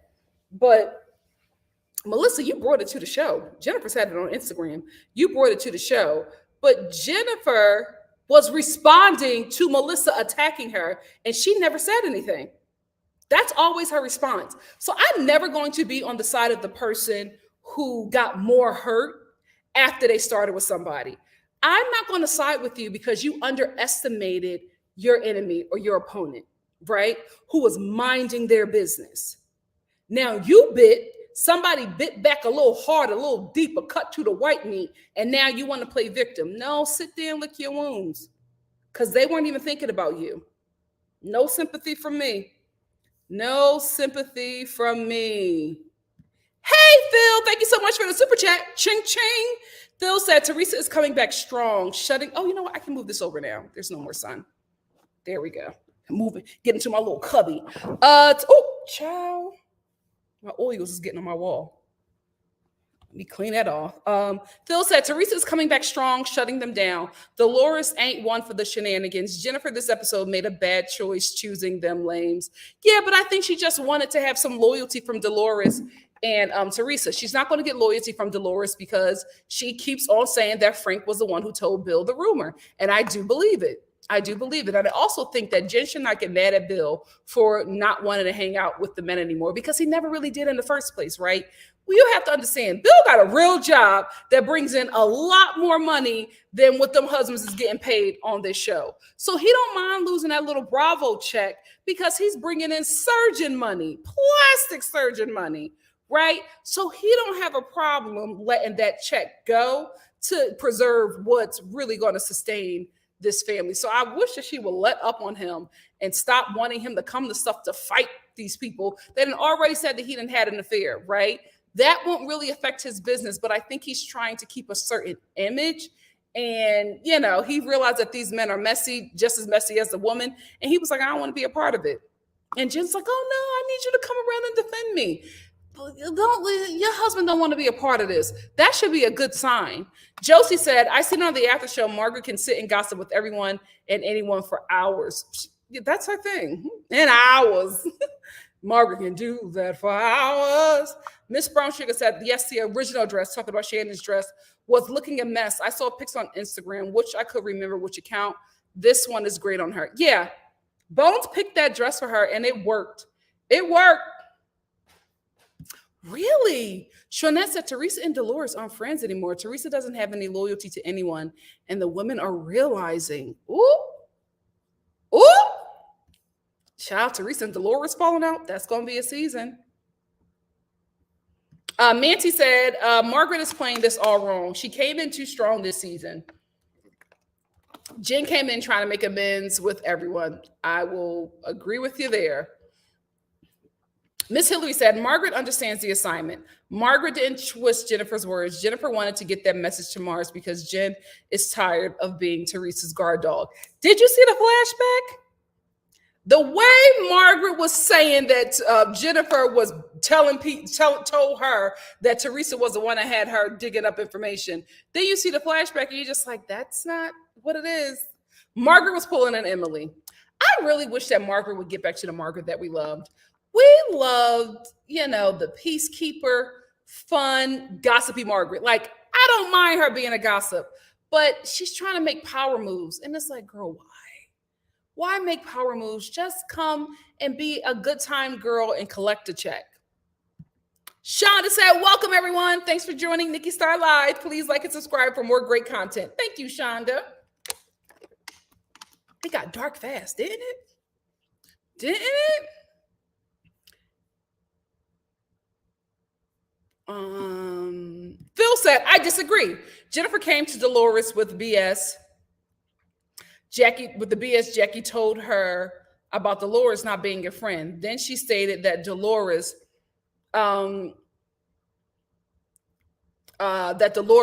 wasn't her friend. Yeah, but if you, like, guys, if you watch this show, you know Dolores gets over stuff real quick. Dolores has had it in for Jennifer since she mentioned that Frank was the one that told Bill about the affair. Because remember at the reunion, she was trying to get her to take that back. And Jennifer would not take that back. And because of that, Dolores was just like, you're on my list. You're on my list. Ooh. Grand Lander said in an interview with Jen's husband, Frank admitted to talking about the girl. Even Jackie said Frank told them. Yeah, they just don't like Jennifer and they're trying to get her out. Hey, IA said Frank is a dishonest guy. He knows all of the men have or are cheating. Absolutely. Frank is the Dolores of the guys group. He knows everybody's secret. And the men tell him everything because Frank, unlike Margaret, doesn't say anything and has the men's back. But he do be talking to somebody because the stuff is getting out, including Evan. Give it another season and all the jump offs will start resurfacing. If the men fall out on this show, yikes. Yikes! All of that drama will be on Front Street. Miss Hillary said the deep, dark, buried secrets being exposed is Marge's storyline. Marge is there to shake it up, and plus, she's not scared of Teresa. Of course, because she wants her spot. But I don't think that's for Margaret. I just don't think that's a good place for her to be. Like, Margaret and Melissa can't come after Teresa.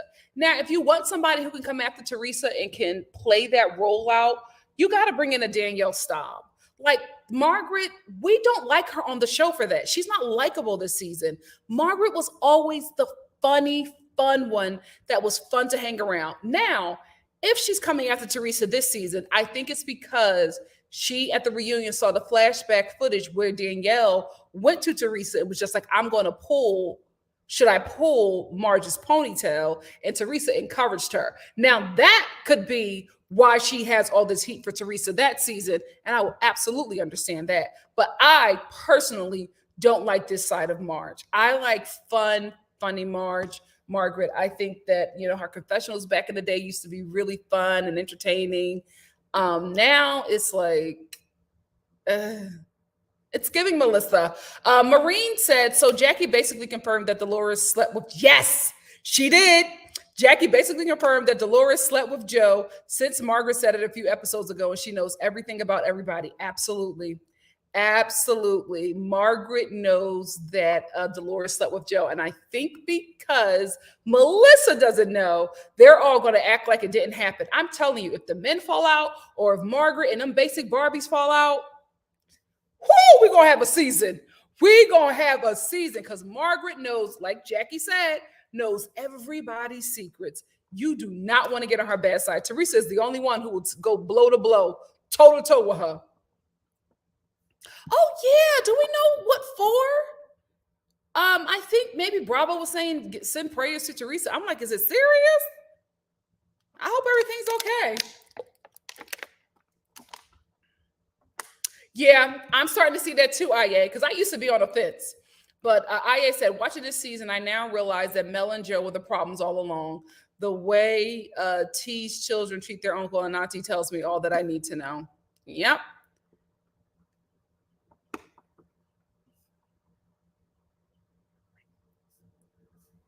Let me get 2 more comments, and then I'm going to hop into the Real Housewives of New York. Oh, really? See? Another disappointing to be continued. Miss Brown Sugar said they already released the first 6 minutes of next week's episode. Ain't no table flipping happening. Boo! Tomato, tomato, tomato! Oh my God. Love Like You Are said, Andy even said on Instagram that security is going to be needed for the reunion. Now I'm not buying anything.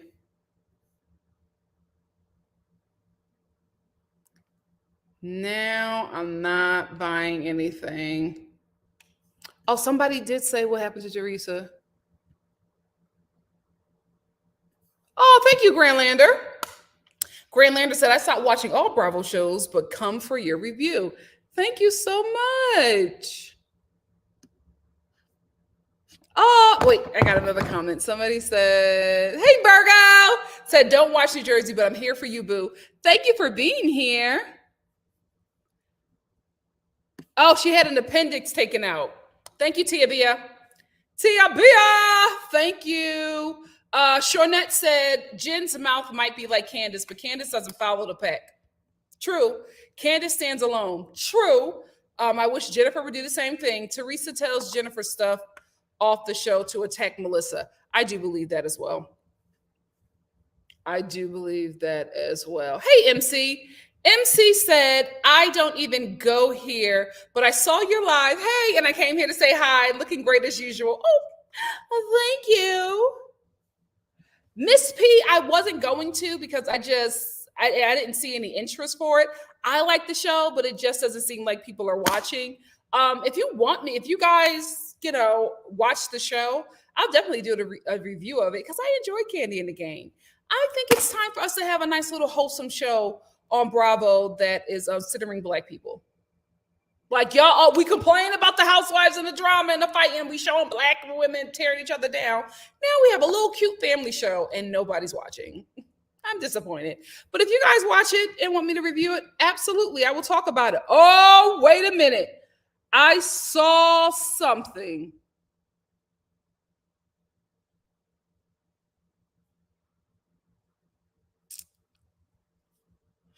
You're replying to Miss Brown Sugar. I'm trying to get Miss Brown Sugar's comment, but I'm just going to get the reply because I did want to talk about that.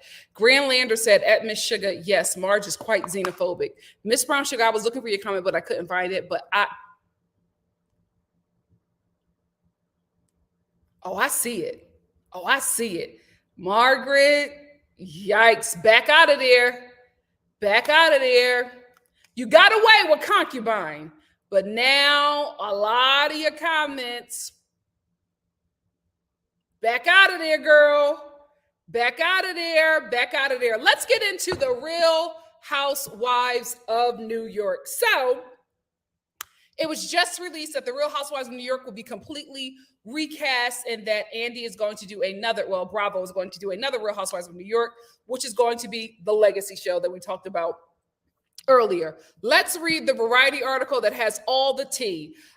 This says Bravo to reboot the Real Housewives of New York City with a new cast and launch a second Rhony with X stars. After a messy and low-rated 13th season of the iconic Real Housewives of New York, can we talk about how the low ratings were just regular Real Housewives of Orange County ratings? I can't believe it. I can't believe they're being treated like this. Which concluded in September without even holding a reunion. Bravo's Housewives Brain Trust decided to regroup. That just means the board said we got to do something different. Fixing this important cornerstone of the franchise was, after all, crucial for the network. This week, Andy Cohen, the longtime executive producer of The Real Housewives, unveiled the team's radical new plan in an exclusive interview with Variety. The two-part strategy takes into account everything that our passionate audience has really been telling us over the last year. Cohen said it involves rebooting and recasting. That means he watches me. Are you a subscriber, Andy? Because the more I read into this interview, I'm like, yeah, you've heard this from the Star family. Cohen said rebooting the series most likely from scratch and launching a second Rhony series featuring former stars. You know, we're at a crossroads for Rhony, Cohen said. We spent a lot of time figuring out where to go, and the plan we've come up with, I think, is a real gift to the fans. I do think that this plan for Rhony was not specifically concerning the Real Housewives of New York, right? I think they're going to start with Rhony, and if it's successful, they're going to do the same thing with every other cast. It's just a money grab. Bravo's first priority is to fix the mothership, a challenge Cohen looks forward to enthusiastically. There are thousands of stories to tell here, he said. This is the most multicultural, diverse, and energetic and exciting city in America. We are searching for a multicultural group of friends who really best reflect the most exciting city in the country. We're looking for a group of women who are real friends and who are of diverse backgrounds, races, and religions. He watches. Ain't no way he is a part of the Star family. Get out of here, Andy. What's your name? What's your name? You're a part of the Star family because we have had this conversation. But Rhony has been a Bravo mainstay since it premiered in 2008 and quickly became very popular. Because what the hell are y'all talking about? Let me get back to the tea. There's no official title for this show yet, Cohen said. It's being referred to internally as the Rhony Throwback or Rhony Legacy. As his in-depth interview with Variety below makes clear, Cohen declined to say who might be on the show, but does expect Jill Zarin to be the first person to call him, affecting a perfect Zarin imitation. Cohen said Jill is going to be like, am I getting my apple back? As for where the two shows will air, Cohen said that Rhony reboot is being developed and produced for Bravo, but he thinks it's a question mark where the throwback will air since Peacock is an option. Before I continue with this article, let's talk about who will be coming back. Absolutely, Jill Zarin. Absolutely. The fans have been asking for her to come back for a very long time. Bethany, Kelly Ben Simone. I think Dorinda is going to be on the main Bravo. If not, she's going to be on Legacy. So Bethany, Kelly Ben Simone, Jill Zarin, Countess Luann, probably Sonia. Did I say Kelly Ben Simone? I think I did. Kelly Ben Simone. I don't know if Ramona is coming back Because listen, if Ramona comes back, it's going to look like they split Rhony up so that they can keep the racists. That's what it's going to look like. I think Ramona is bad for business. So it's going to be really, really weird and not good for Bravo if Ramona comes back. But I think Dorinda, Bethany, Kelly, maybe Tinsley, Jill Zarin, Sonia, and the Countess. I think that's a good look. I think that's a really, really good look for a legacy show. I just hope they don't send such a good show to Peacock to die. I don't know. And if you do Rhony Legacy and you do it both on Bravo, they can't be in the same year. And then you're just going to have to do legacy shows of all the other shows because everybody else is going to want that. So this could be a great idea or a really bad idea. It could be a huge money grab or it could be a huge waste of time. Who knows? In season 13, The Real Housewives of New York was quite literally plagued because of COVID restrictions in the city in fall 2020 and winter 2021. The smaller than usual cast of 5 women, which for the first time in Rhony history included a Black cast member, Ebony K. Williams, traveled from empty restaurants to empty homes, having fraught conversations about race and politics. Its joylessness was reflected in the season's low rating and already difficult to schedule a reunion was scrapped when the network wondered whether the viewers would even want to watch. They did not want Ramona's racism to be confronted. That is my opinion. That's my opinion. An obvious question for the rebooted Rhony is whether Williams, Ebony K. Williams, who is popular with some segments of the audience, but less so with others, might be an anchor of the new show. We are interviewing multiple groups of friends, Cohen said. So certainly if Ebony is interested and has friends that would meet our casting goal, then of course they would be considered. So probably not. Of course, The Real Housewives of Atlanta, typically the most highest rated show. Typically, oh, you know what? Yeah, because they do battle below deck. In the Housewives portfolio and the popular Real Housewives of Potomac both feature an entirely Black cast. But Cohen said he doubts the new Rhony will go all that way. I think it will be the rainbow that is New York City. That's the goal. That rainbow is Black. Like, the majority of people in New York are Black. Anyway, with the new, they're just in different cultures. But y'all know y'all only see us as one culture, African American. With the new throwback edition, Cohen said that the Housewives creative team learned key lessons. Somebody in that creative team, if not Andy, is a Star family member. Ain't no way. The Real Housewives Ultimate Girls Trip, which brought together cast members from different franchises and launched on Peacock in mid-November. With this new series, though, the women will be filmed in their lives in New York rather than sent to an island somewhere. Our loyal fans have spoken as to what they want and see, and they don't want to see, our loyal fans, meaning the Star family, and they don't want to see, have told us what they want to see and don't want to see, and we've taken that all into account. And this is a series where you're going to be expected to see fan favorites from the show. It's organic, you know. They were in each other's lives and they are in each other's lives. He wants the fantasy casting to begin. We're looking at people who are beloved by the fans. Cohen isn't worried about casting the throwback show. It's the Rhony reboot he's focused on, and he sounded gleeful when discussing it. I've got to tell you that in all my almost 20 years working with Bravo, to me, this is the most exciting casting proposition that I've been involved with. We are quite literally looking for who will be the new Real Housewives of New York City, and I think this represents a tremendous opportunity for a rebirth of the show. What we're looking for is everything that makes a great housewife: fun, opinionated, successful, aspirational women who represent a side of New York that we want to see more. So the darkies. The people of color. Oh my goodness. So anyway, it goes into an interview with Andy that is like 4 pages long. I'm not interested. But I will say, somebody's watching me and I have no privacy. This could be really good or really bad. This could be really, really good or really bad. I think watch out racist Bravo pages, because this Rhony is not going to look like your grandmama's Rhony. This is going to actually look like New York City with a sprinkle of white elites. But yeah, it's happening. What do you guys think? What do you guys think?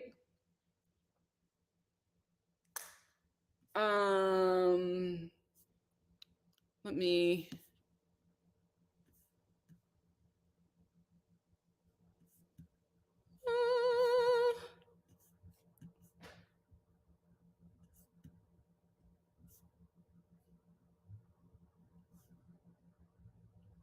Okay, you guys are telling me to review Candy and the Gang. Okay. All righty. Good night, budget weights. But wait, is it budget weights? Budget weights, yeah, good night. Oh, speaking of weights, I got to get my weights from Target. I went there to get the weights and I didn't get them. Damn it. Target has these new gold weights. I have to get them. I have to get them. Oh, thank you. Miss Brown Sugar said, Nikki, you were the first person I thought of when I saw this news. Andy's watching me. And I got no privacy. Simply Simone said, the way I sent the Rhony news to you with the quickness, yep. We've been talking about it forever. Word for word, bar for bar. Word for word. Why don't he just bring me on that show? He needs to just either hire me to be like a consultant or bring me on Watch What Happens Live, right? Just y'all watching, y'all taking my stuff. Y'all might as well just bring me on, but you bring all them white podcasters. You bring on all them white YouTubers, but you'll never. Let me shut up. Miss Brown Sugar said, I would like to be pleasantly surprised, but I think that's exactly what they're doing, finding a way to keep Ramona because she makes them money. Yeah. And that's unfortunate because I think if he does do that, Legacy is going to die. Legacy is going to die on Peacock. Ooh, it's not.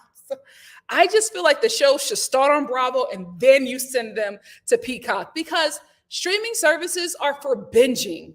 So when people want to binge those shows, send them to Peacock. But if you're trying to get everybody talking about it now, network TV is where it is. Shonette, I actually like Ebony. I think, because if you watch Ebony on Watch What Happens Live, she's so much fun. I think if Ebony is on the show with her friends, I think it would be a lot better. I think Ebony was just thrown in to be the Black representative on this show, and it showed. The majority. My first year living in New York City,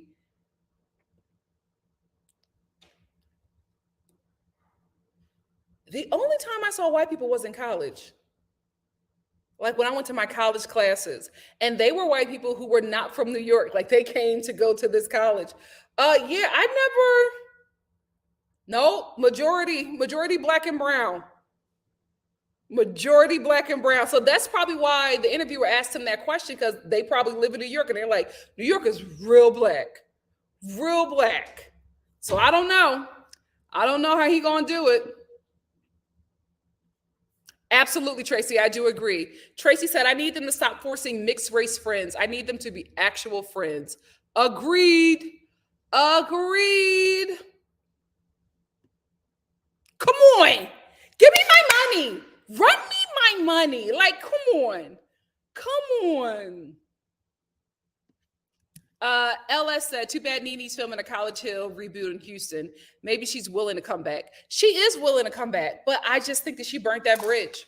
I think she burnt that bridge by, I think, what she experienced. I think that Nene probably saw some stuff that was racist, but the thing about it is you can't speak on it when the racism is no longer benefiting you, right? Because the racism was always there, but you were getting a check. Now that you feel like tides are turning, now you want to say that Bravo has a racism problem. They've been had that, but you were okay with it. So I think she just, that mouth got her in trouble. I agree, Shantavia.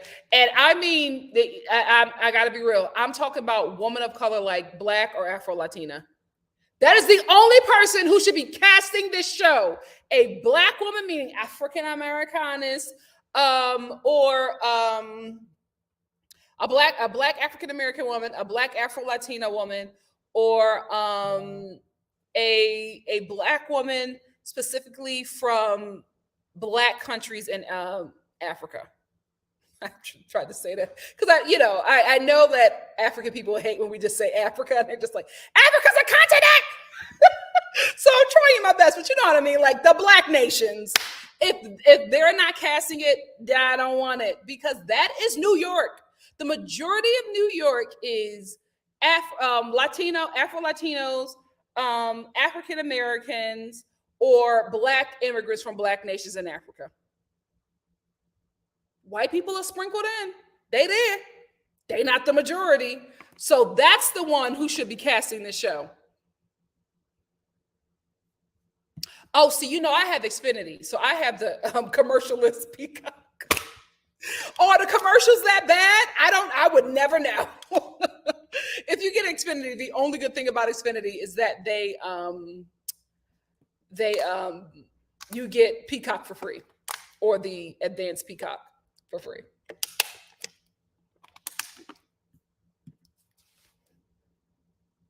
We're not going to have this conversation now. I'm going to wait until I get to 1 million, which will probably be in like 2 months. Yes, one can only hope, but I've seen it. I've seen it. And I'm like, wow. Word for word, y'all. Bar for bar. Multiple times. Here on YouTube. I'm like, damn, like you ain't even want to wait. You ain't even want to wait to steal my jokes. Ciao. LS said BET Plus premieres great shows and then sends them onto the network, which is weird because they're not network friendly, a la Miss Pat. Yeah, I think that's one of the streaming services aside from Netflix that really works, which is BET Plus, because I know a lot of like boomers in my family who love themselves some BET Plus. I'm like, BET is doing it because you got boomers. You got boomers on that streaming service. That's really, really difficult. Oh, Miss Brown Sugar said, this gives me, it's up to you viewers to bring me the perfect group of dynamic multiracial friends. Then we can reboot the show. But in the meantime, we have a great show already. Yeah, basically you guys are going to do the work and get paid and nothing for it.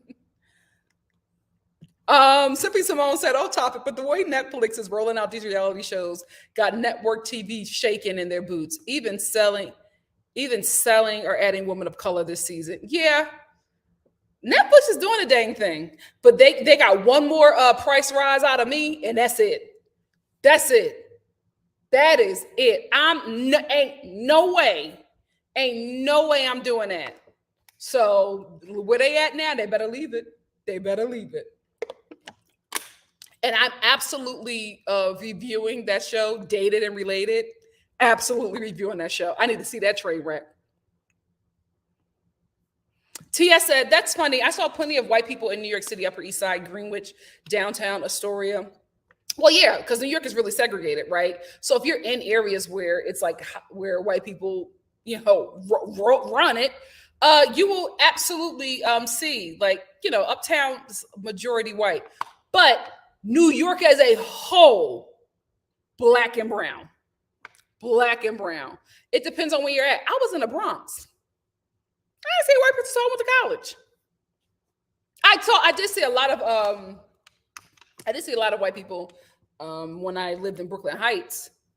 But you go around New York, you're gonna see black and brown people everywhere. You see white people in concentrated areas where white people are, but you see black people everywhere. Everywhere.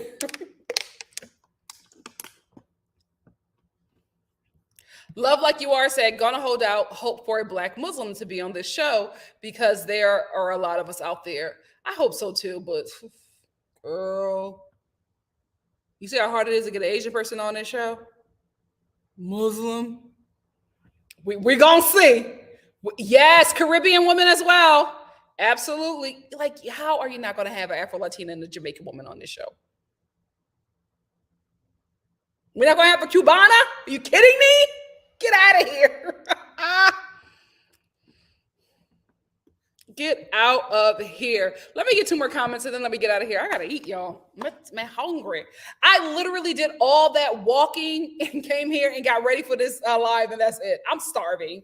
So let me get out of here before you hear my stomach. Missy said, I recently watched previous Rhony seasons. Ramona should not be on TV. Absolutely agree. And intentionally throwing a glass at someone's face, they should have called the cops. Yeah, but the White Housewives always get a pat on the wrist. It's the black ones that they send to anger management, cut their checks, all of that stuff.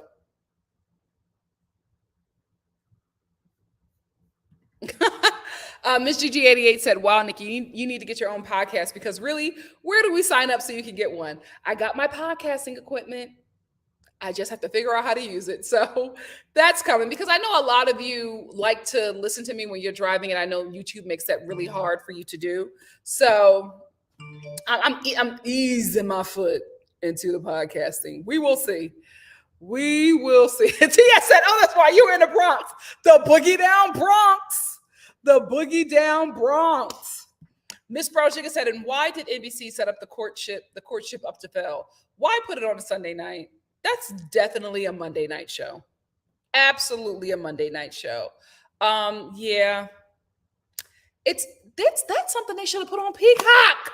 That's a Peacock show. What, child? And why did NBC pick that up and not Netflix? If you have Bridgerton, why wouldn't you pick that up Netflix? What? Oh God, child, I don't know what these people be talking about. I try. Love Like You Are said the people be in Staten Island, but full of white people. Yeah, and we don't count that as a borough or as a part of New York. So you know what? That's exactly what I did in my mind. I got that from New Yorkers, though. I got that from New Yorkers. That's exactly. I did not even think about Staten Island. Oh Lord. Oh Lord. Audrey O said, "Look at how Danielle did Margaret, and Bravo still called Monique's fight the most horrible one." Yep. Pulled that woman's whole ponytail out, pulled her down to the ground, yanked her neck like just a mess. Hey, Asian Noir TV, what's up? What's up?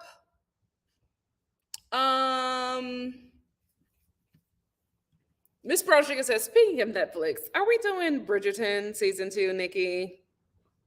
And Courtship?" Guys, I haven't watched season 1.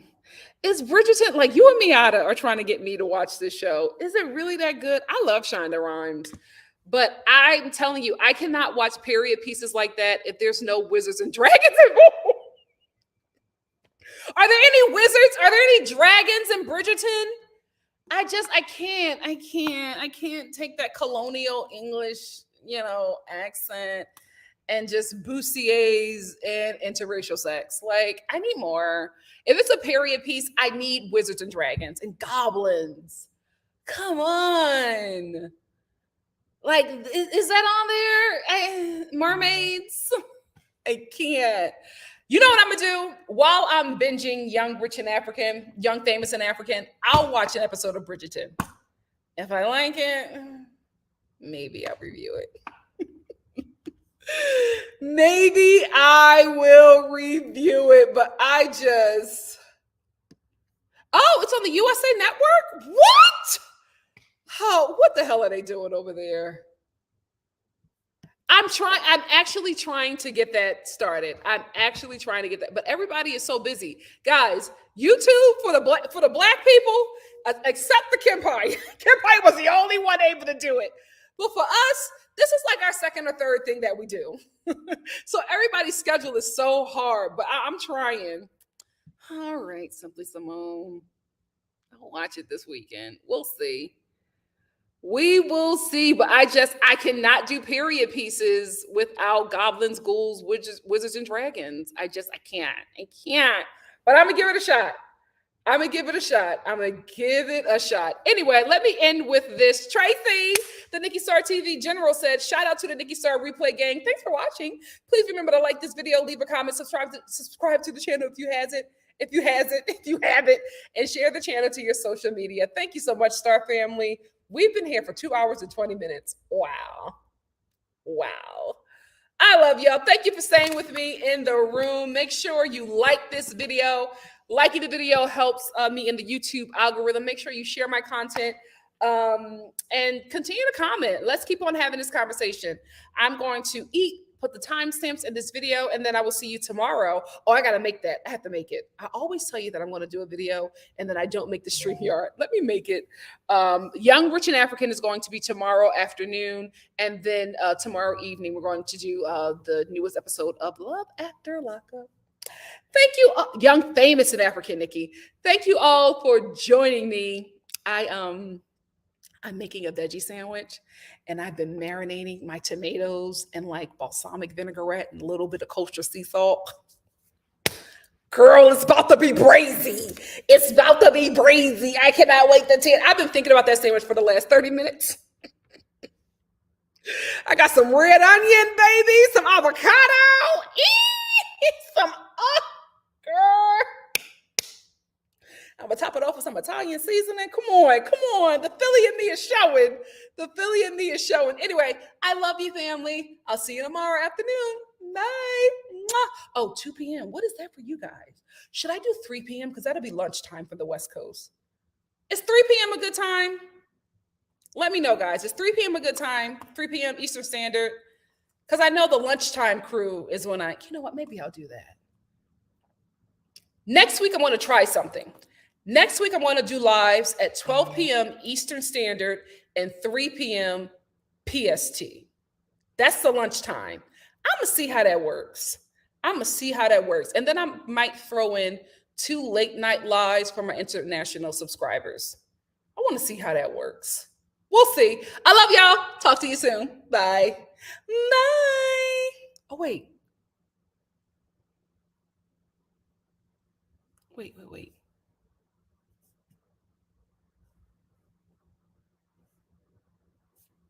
Is everything okay, Tracy?